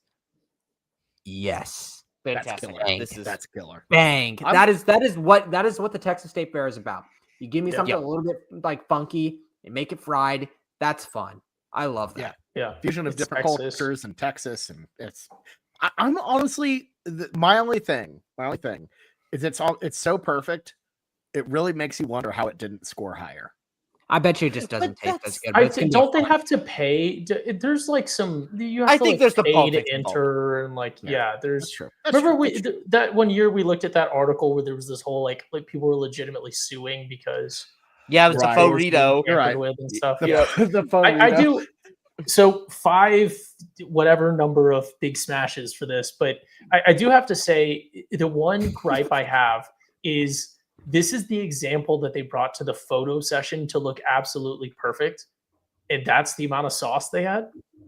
Like it's like Probably why they didn't get it. like they slightly dusted the bottom of the cup with some sauce. So that's that's concerning. But worrisome. they'll give you I feel confident they'll give you a good size of sauce.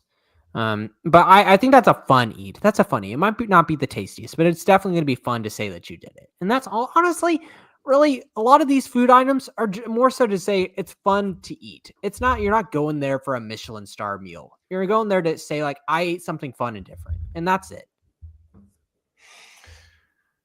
Other than Blake we gotta here keep wants going, to 'cause eat there's- a small little dish. No, because I can actually enjoy food. I'm not looking at it based on a quantity of what I am getting. I'm looking for something that tastes great regardless of the form it's in, not just the volume that you're taking it in.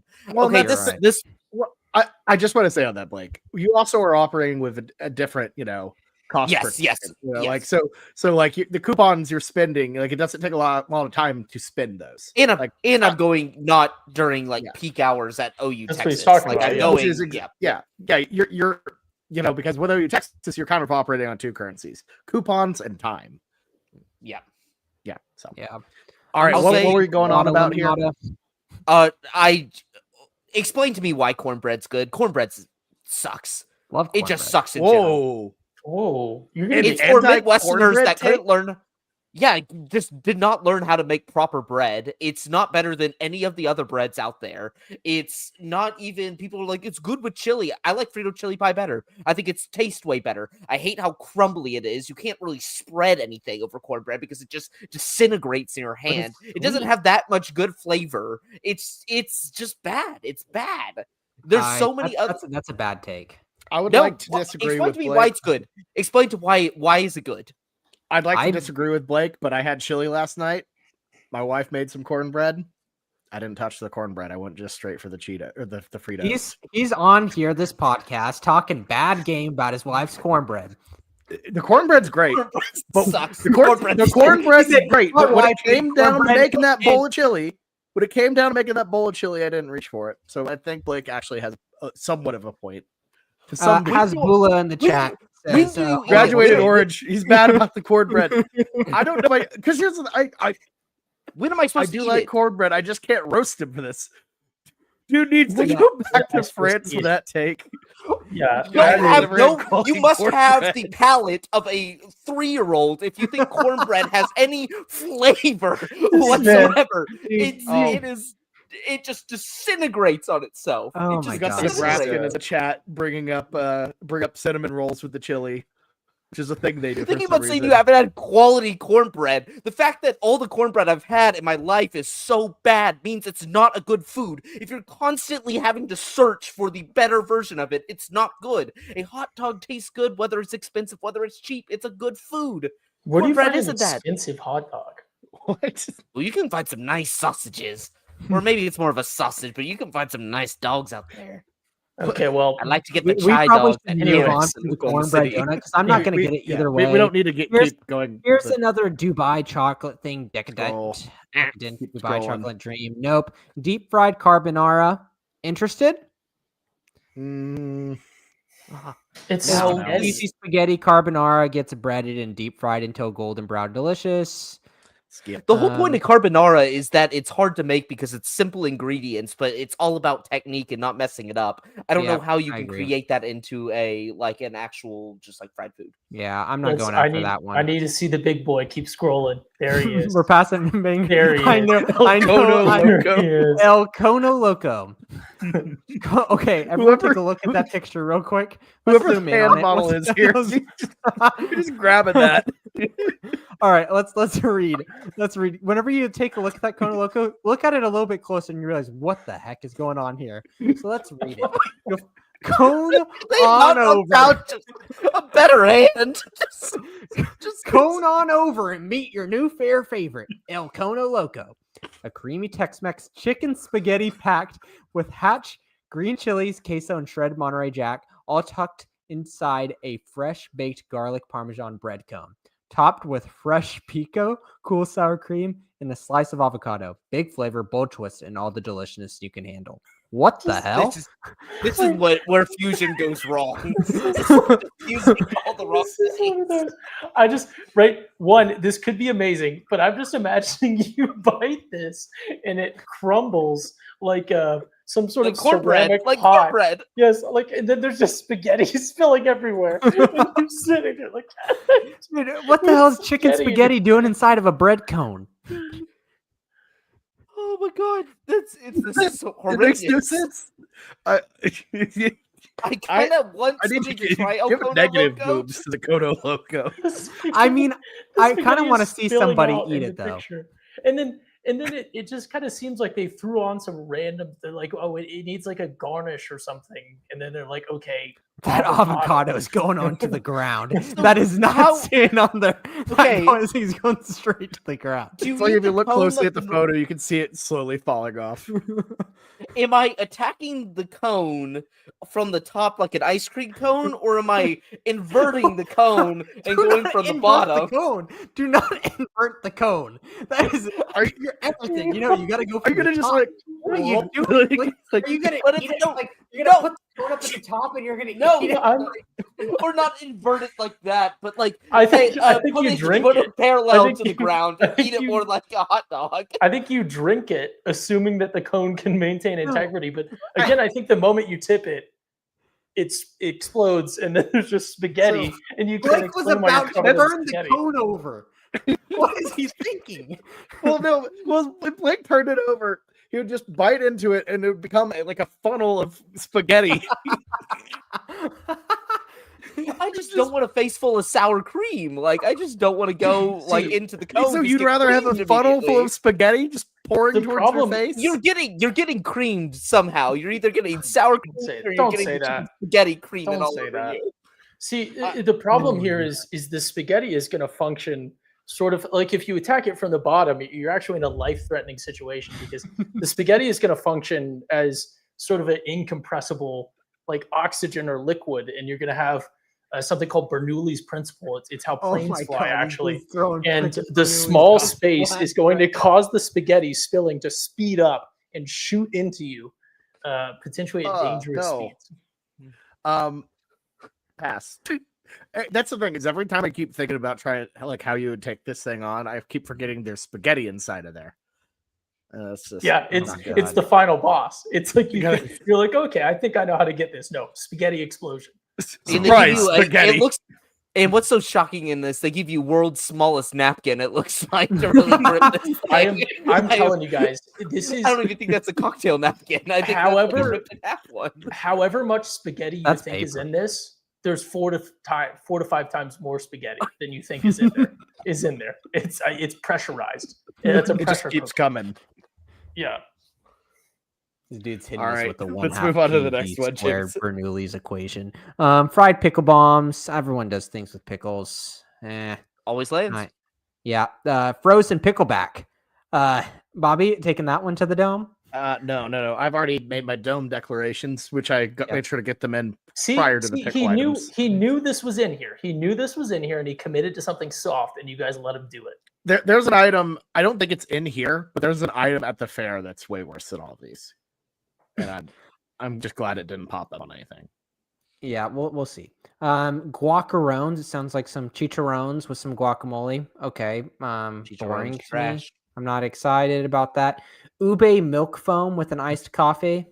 You shouldn't be drinking coffee at the state fair. Yeah, what are you doing there? I will say,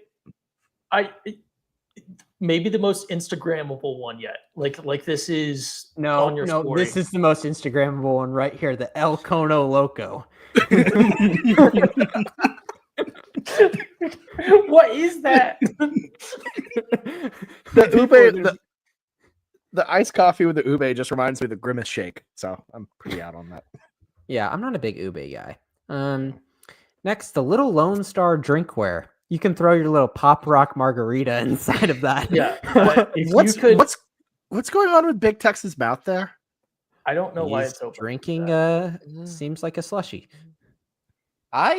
This is a smash. I feel like they should just Yeah. serve a lot more drinks. I with think these this types of is just things. like- this I love is- it around the neck. Yes. thing. Imagine flexing the stack of these that you have as you fill them with margaritas and just sip on, and you just sip, done. Grab a new one, throw it on, sip. These sip, are done. all like. And then like you're urgent walking out of the style. fair. You're gonna have to fill 'em yourself. Dallas police is walking you out, and you look like that Michael Phelps picture with all his medals, and it's just empty marg pouches. I need like a tiny little lanyard thing I could wear on my neck for my wax cup beers. You know, I could just wear That's it around my very neck. new Look like logo. one of those like those little like the wine Bernese slings. Mountain Dogs. You know, like just No, they No, make them- you're they talking make about them this. for No. You're talking about the Saint Bernard dogs. Saint Bernards. Thank you. Like Yeah, little the Saint little- Bernards with the little They have the keg little, on 'em. the little the tiny rum barrel. Yeah. That, but you know, with a little wax cup beer. Yeah, okay. Going down lobster 3 ways. I'm not getting lobster 3 ways at the Texas State Fair.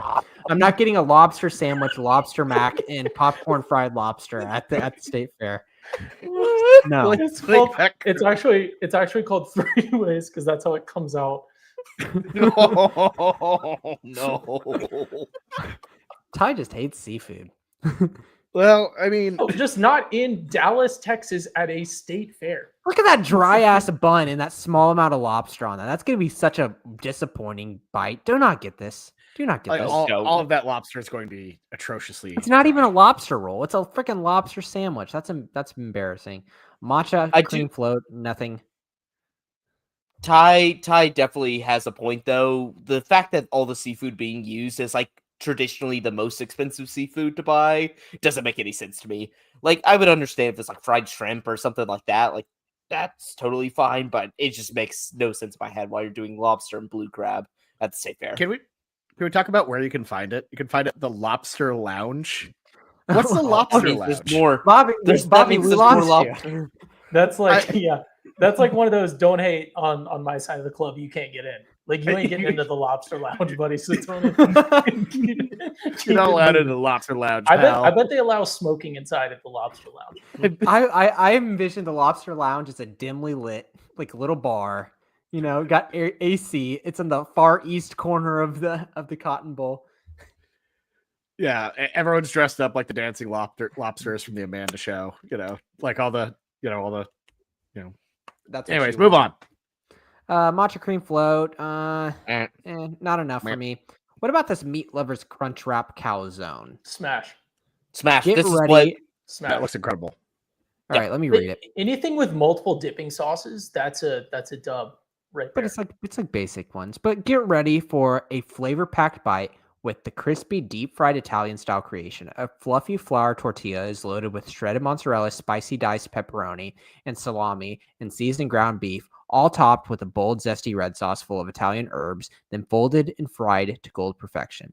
It's like your favorite meat lover's calzone, wrapped and ready to go, served with homemade mozzarella bites, that are cut fresh from the block, triple dipped, and fried until crispy on the outside and melty inside with a side of ranch and marinara for dipping. Like, that's like a post-fair meal right there. Yeah, that's a winner. That's Find it at the dock. Where is the dock? Why is the seafood not at the dock? How close is the dock to the Lobster Lounge? Do that. Find that out for me, somebody, while we move on. That one's honestly I'll look at the pretty map. interesting. That's everyone smashing that one. Yeah, why not? I'll give that one 4 big booms. That one sounds fun. Yeah, that's a 4. That's a 4 for me. Nevin's Pop Elotes. That just sounds like some fun elotes with some flaming hot Cheetos on it.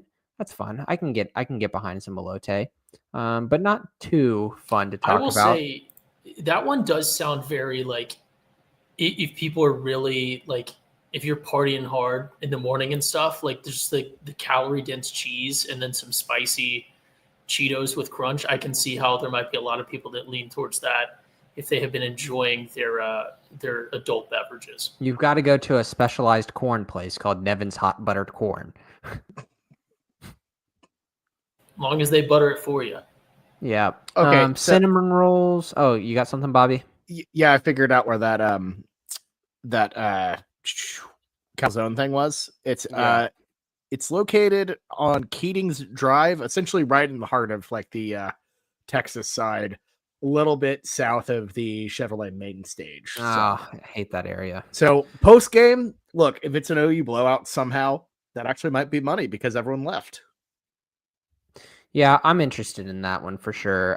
Cinnamon roll, I mean, I'm sure it's good, but no, we'll move on.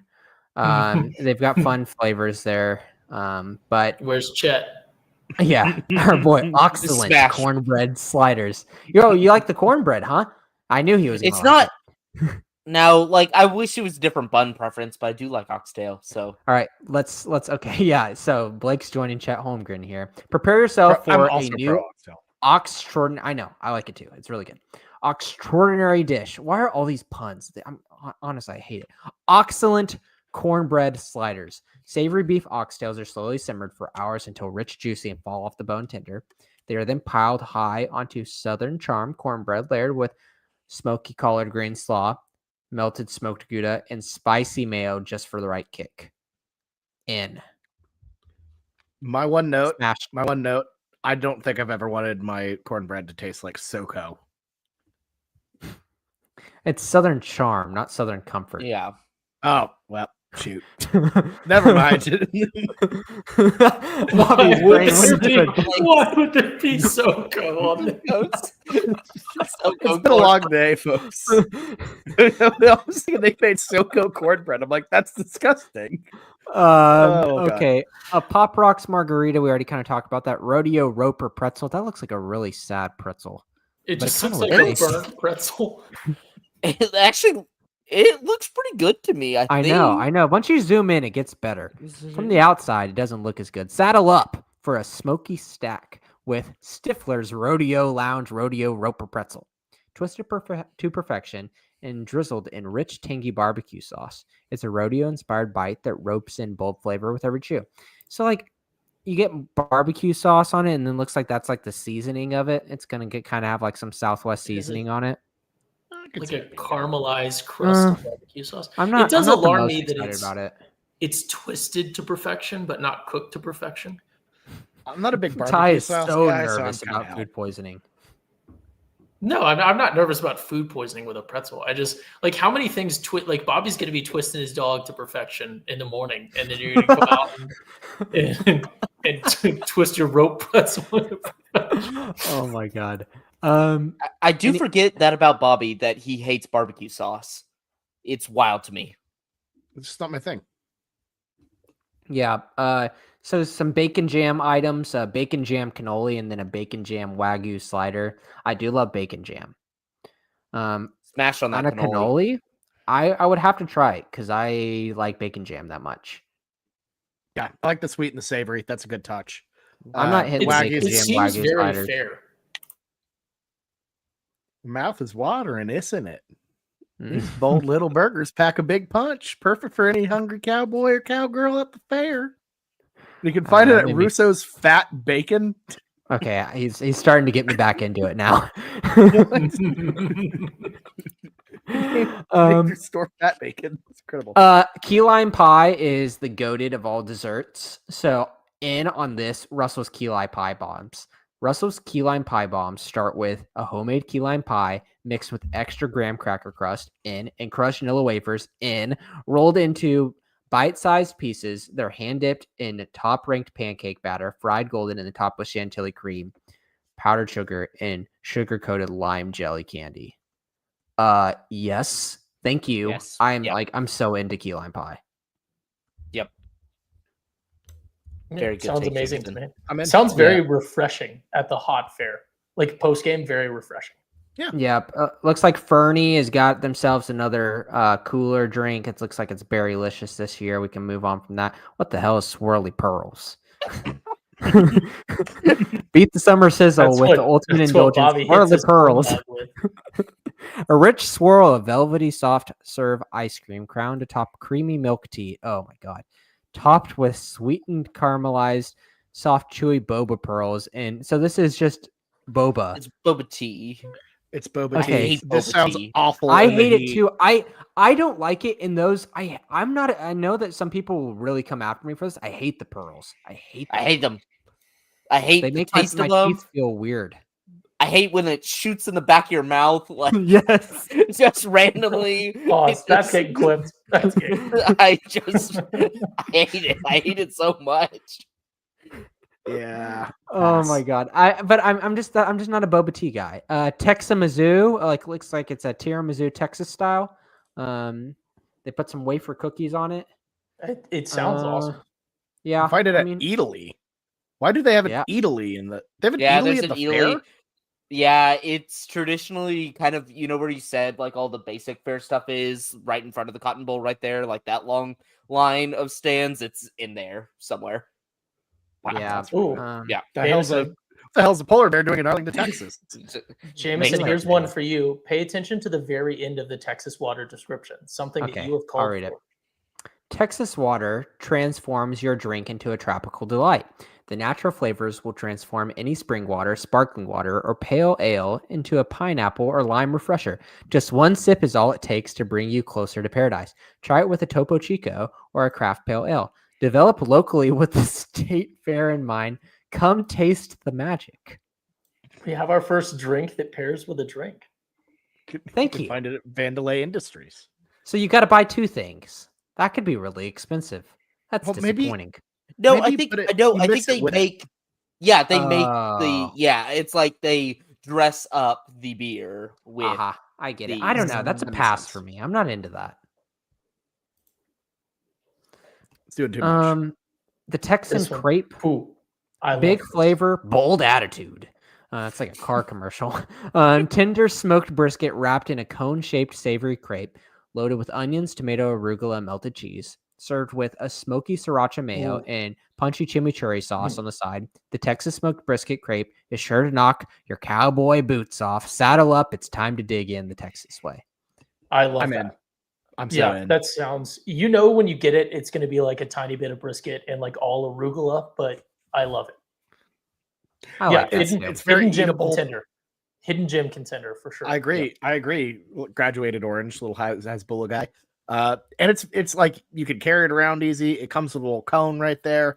Like that's kind of a perfect little fair food item. That's a winner right there. That's Yeah, I like that's that. several. A crepe is perfect, like integrity wise, that it's thin enough that you don't get filled up on it, but it's just thick enough to keep everything in there. Doesn't get all sloppy. This is a great item. This is fantastic. Yep, that's a smash.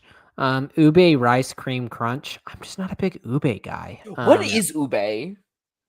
It's like a South berry? Asian kind of. Someone help me here. I don't know. It's purple and It's a purple yam. ah. Oh God! What? But it's. I mean, like it's really. It's Is it like sweet? It's yes. It's sweet. It is sweet. Okay. I don't know. Hold on, There's hold like on. some like there's some like probiotics or something. It makes my stomach rumble after I I'm stealing the screen. I'm stealing the screen. That's ube. So that's what it looks like icy wise. Am I on? And then you Yes, can I Oh, see it's it. like a purple sweet potato. yeah, kinda. Yeah, it's a yeah. Oh. It's like a what big, yams big are. thing. If you go to Trader Joe's, you'll find like 8 things with ube. Yeah, You'll find the ube pancake batter. You'll find the ube everything. that's Ube more chips. ube cheese one time. I'm just not the So- biggest. I mean, the taste is good. I get it. People like Yeah. ube.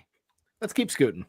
Here's one that I have a big question mark on, actually, and presumably the this is above board, but I don't know why or how.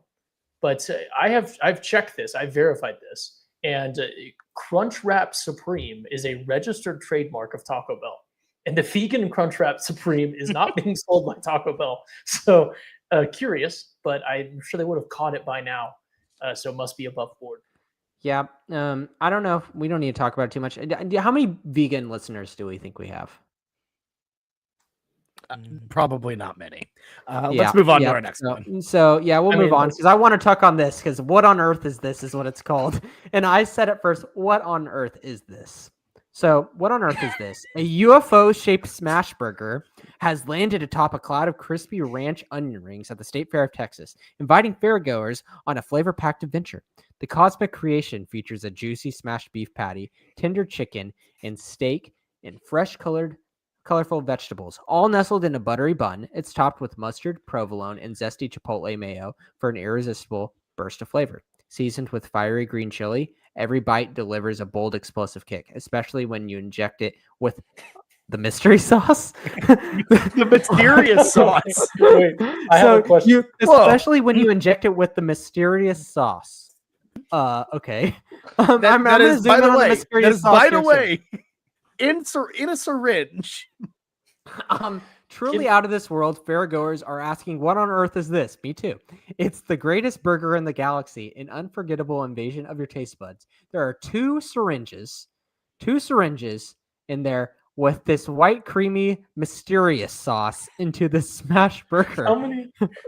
Jameson, many are they shooting times- Zep bound into this burger? Wait, that pound is not going to look like that, Bobby. I have a question. Clearly, I haven't seen it. How many?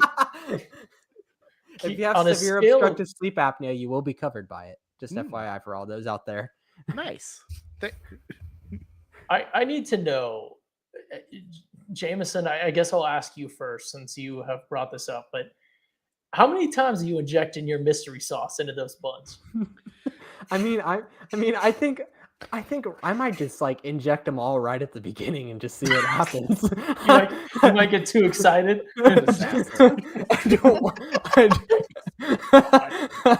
I don't know if that's the There right goes our move. monetization. I'm gonna have to remove this from Facebook. My grandma can see this. I mean, this whole podcast has been very, very rated I know, R. but I think I cut it off of the Facebook stream. I mean, abruptly. I gotta know what this mysterious sauce is. Would you take one of those out and then just take one little sauce taste? So wait, so you're saying never mind. You're giving me a layup of a joke there, but we'll move on. I know, I'm setting you up. This has to be like, even if you would never have this, on principle, it has to be a smash, just because you have to reward the innovation that they're trying to do here. It sounds like it's too much, though. Here's the thing, though. That's what you need. You need indulgence at the Texas State Fair. You need some of these items to be way over the top in order to just like tie back to its like roots of fair food just being ridiculously large. Southside steaks. Here's the thing to think about. It's the gimmick is overshadowing that, and who knows what the cost of this is, but you're getting a smash burger with a side. You're getting the ranch onion rings sound really good on their own to me. Like, I'm a big onion ring fan. I understand that they're typically not amazing. They do require like really good execution to be like really amazing, but like this sounds like a great grab too, because it's like it's a good bit of food. It's a good bit of food there. I feel like they're focused on how stupid it can look rather than how good they can make it. And to me, that's just like, okay, if you want to take a silly picture with it, go for it. I'm just not buying that it's going to be anything substantial. I don't know. And then you get to have like some 10cc syringes that you get to carry around and fidget with for the rest of the Here's fair. the thing. Yeah. Here's the thing though. Like yeah, you can scare people in the door. Is there a safe disposal box anywhere? No, Bobby's forget. Like that's the thing. Is like he's passing on this, but once Jameson shoots that mystery sauce on him and he gets a taste, he's gonna be hooked and he's gonna want that shot on his buns. So what is so surprising is the mystery sauce is not just a Thousand Island based sauce. Like, I feel like every burger restaurant in America says they have secret sauce, and it's Thousand Island and some mayo, or it's maybe ketchup mayo. That's more mayo than anything. And that looks like it's also called mysterious sauce, not a mystery sauce. It's a mysterious sauce. And I don't that. There's a big difference. There's a big difference between the word mystery and mysterious. And there's something I really don't like about mysterious. No, here's the thing. Mysterious, you lose plausible deniability. Mystery, you don't know. You're like, I don't know. Mysterious is like, you know. I don't like it as an adjective. It just I don't like it. I don't like it. Describing food that a fair worker is going to give you. Yeah, it's mysterious. We have a mysterious special on the menu this evening, and it comes in a syringe with like a creamy white. No, I'm out, man. You've accidentally triggered. I can't even believe this is a discussion. No, you gotta support that. You gotta support the indulgence of this dish. Like, this needs to happen. So the others, like, without these dishes, then the state fair food is not state fair food. You have to have one of these. All right, let's go down to the next one. We're almost done. Wild black cherry bliss. Just like a black cherry cheesecake, frozen custard. What are these? Some wild corn wheels. It's just corn, little tiny corns on the cob. They made corn on the cob and found a knife and just chopped it up into little pieces. And put some seasoning on it. That's fine. Yabba dabba doo dirty Sprite to end off our list. I love the form factor. If OU wins by 70, will you do a like kind of a waterfall. So the lemon in the Red Bull into the Yabba Dabba Doo dirty Sprite. It has nerd chewy ropes Yes. and fruity pebbles in it. Oh. What's y'all's opinions in general on like dirty sodas? It's I hate It's it. insane. I hate. I don't. You're going to trigger an anti-Utah rant from Blake. Yeah, like, It's- nothing good has come from that state. So oh my god!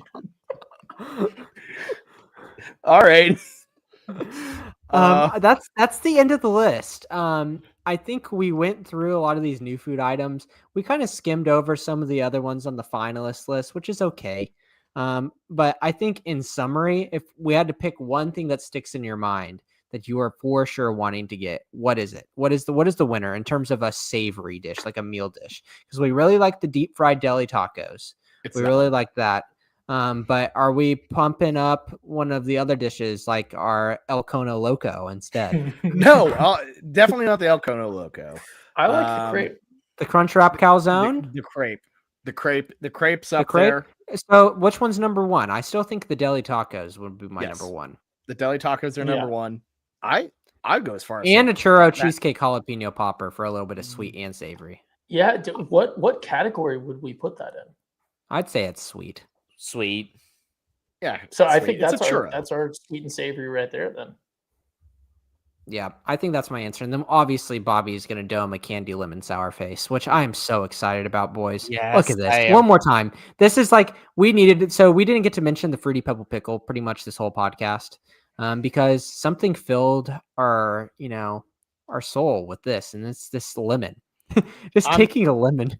Have you guys seen that guy who eats full lemons on a plane and watches what people? Oh God! What are you watching sometimes? Is that the same guy that was eating a bowl of beans at Cars 2?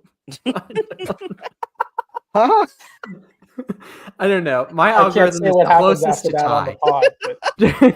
But Ty and I watched. Ty, what did the customers in the movie theater say to the guy eating? one of the other patrons in the movie theater says something along the lines of, "This esteemed gentleman is eating beans." God. So I've got to show you the thing I was talking about that I had determined was worse than the Fruity Pebble Pickle, and I'm glad that no one brought it up. You can find this on the article, Deliciously Affordable Eats, 10 coupons or less at the state fair. And you right there, you can see the Fruity Pebble Pickle, and right under it is one that's far worse. The Hot Cheeto Pickle. Located at the exact same spot.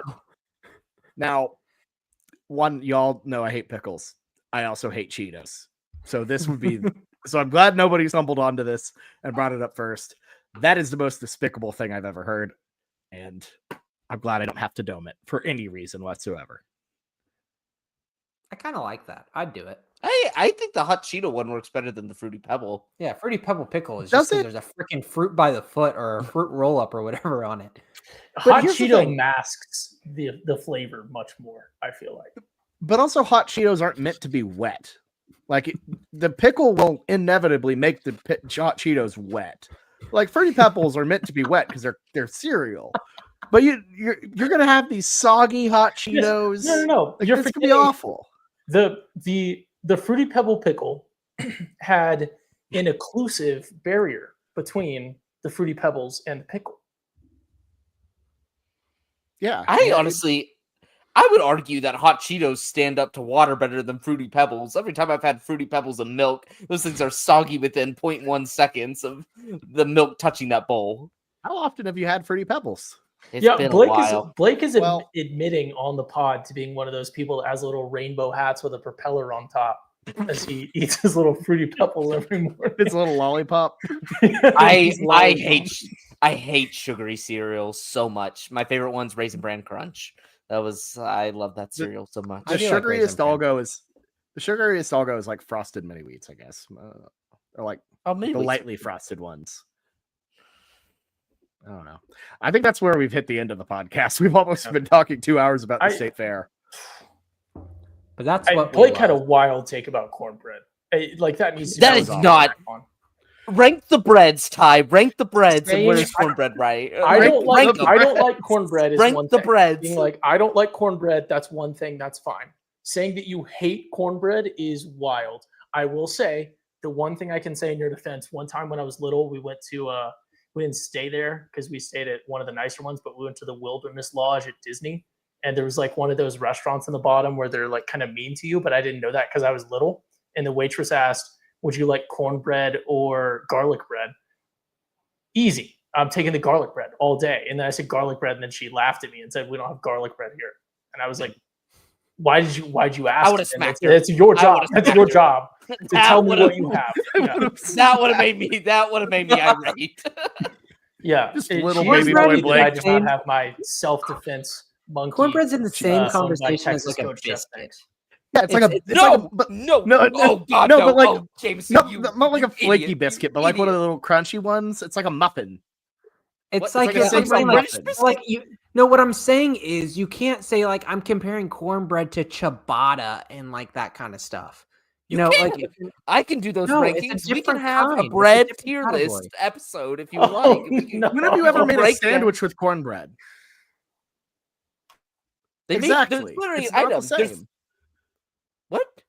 What? There's literally an item on this thing that we reviewed that is a cornbread sandwich. Texas State Fair. Which again is I think that's a flaw. It was oxtail and collard greens. Cornbread, I thought that- it's one of the worst breads. It was if the you're oxtail. going, if It you're was. tiering breads, if you're a real bread knower, and actually comparing these, you'll realize how That's trash fine. it is. That's fine. That's fine. But you're not being accused of not liking cornbread. You're being accused of hating cornbread. Yes. Oh, it just disintegrates. It came from probably cultures that just didn't learn how to make bread. Like You're it's treading just on a bad bread. dangerous water Oh here, man. no. All right. Well, with that, thank to you for or- tuning in I'm to the gonna Google podcast. origin of cornbread to see who. Isn't who it a Blake is Midwest thing? offended. You're praying it is. You're It's on the praying home it's of Taco Bell, Iowa, probably. Like this is Native- about to be Native bad. American. Mesoamerican and Native American cultures, Blake. Yep. And You're done, buddy. You are done, buddy. it was Somehow me and San Diego then- City end up on the same side of the coin. and then was later adapted by African American cultures. Like so, It's You separate. really just It's got- separate. It's you- completely you got separate. everyone, Blake. You got everyone with that one, Blake. It's a completely separate category. Let's stop comparing it to breads. What That's where category you're is going it in? wrong. And we can I end agree it that at it's a bad bread for sandwich making. We all agree there, It's but bad it's like a bread in muffin. general. You said your wife's cornbread was horrible last night. I didn't say it was horrible. He I- actively no, went out of his no, way no, on this no. podcast to talk No, bad no, game no. about his wife's cooking on this podcast. I didn't. No, no, I no. did. You, No, no, you no, said no. you preferred Cheetos with your. No, chili. it was Fritos. It was Fritos. I got the little Frito scoops. That's just This kind of what I man. was feeling. Oh. Speaking of, this man doesn't believe in beans in chili. So, like, if we cooked a Pointing at schooner Blake. pod You're chili, actually it pointing would at be nobody. like, it would be the worst chili of all time. I strongly believe in the no beans. By the way, that's that. You that- just don't I'm like right. beans, Bobby. You can't say that when you just don't like beans. You're not actually evaluating the chilies on Blake- their structural integrity. You just Blake, you're don't the like only one- beans. You're the only one here who's a Texan. You should be on my side. It's a You can Texan like way to both, not Bobby. have cheese. You can like both. It is not a binary chili scale where you can only have one for the rest of Should your be. life. You can Should eat be. different chilies at different times. The chili. Oh no. Here's the thing. Would you rather have meat like beef or sausage, or would you rather have beans? That's a stew. You can would have just rather both. have a You stew. can have I both, don't you want dummy. both. You I can have want both. Eating every single bean in that chili could have been replaced with a nice little ground beef or a nice No, little It sausage. gives it complexity, Bobby. It's the reason why you don't just eat when you go to a nice meal. You don't just eat one type of food. You don't just eat a piece of chicken. You have some sides. You have some dressings. You have some things that complement it. You're not just eating a chicken breast. For dinner. Beans are boring and not complex. I cannot believe. I would rather have. Our I would two weird much rather goals have. See, on I'd this. much rather focus on the chilies. I'd much rather focus on everything else. But the You can have both. You don't have to choose. There's no binary They get in the chili way. scale where at birth you can only choose one chili for the rest of your life. They get in the way. They get in the way. What about it's not a good meat chili? sauce, Bobby? Are you lapping up meat sauce? Just No, I'm not. like, I'm not lapping up meat sauce because there's chilies involved. I know we're going too in depth here. no, this but- is. Bobby can't give a good opinion about the chili debate because he just doesn't like beans. He can't actually evaluate which can is good or better because he just doesn't like the ingredients of one. You're using canned can't. chilies. Oh, I see what you mean. I thought No, you were saying... just can't. You can't give a unbiased view because you just hate beans. You just hate beans. I mean, okay. It's not like you're like, I like beans, I just don't like them in chili. You just hate beans in general, like just in general. And then you try to mask it in this chili debate when it's your real bias is against beans, not actually which chili you like better or not. Now, I'm not saying I've never not had beans. I will eat a bean. Like, I'll eat some beans. Like, No, you you know... No, you won't. I will. You I'll almost, eat beans. dude. I'll eat I saw you almost shove your me a fingers thought. down your mouth when you ate that bean toast when you lost the FA Cup. So no, you do not like beans. You like Bush's baked beans about like sent you over the edge. Oh my You know God, what? please But they sign made us it work. out. You guys Made it made work. like a full English toast with Bush's baked beans. That's all Yeah. we had, Ty. Well, to be fair, they actually ended up making it kind of nice, so it wasn't as bad. But anyways, I guess this is our podcast. Believe it or not, two of us will be back tomorrow night to talk about the Texas side of things. Because Bobby and Blake have been canceled. How have I been canceled? I'm standing up for Texas tradition, which is no beans and chili. I'm clipping that little bit of you going, "How am I being canceled?" I'm just standing up for Texas tradition. That is so usable. This is awful. Anyways, that's all I have to say for This is tonight. awful. Oh goodness! All right, that was the. If you look at the origins of chili, they didn't have beans in it. They didn't even have tomatoes in it. Anyways, Oh, because we should go by the origin of a dish. Oh we my shouldn't go by God. like the final Tone form. of reality, these people, and get us out of this podcast. all right. We'll see you tomorrow, everyone. Have a good week. Boomer sooner. Somebody Beat plop some Texas. chicken and some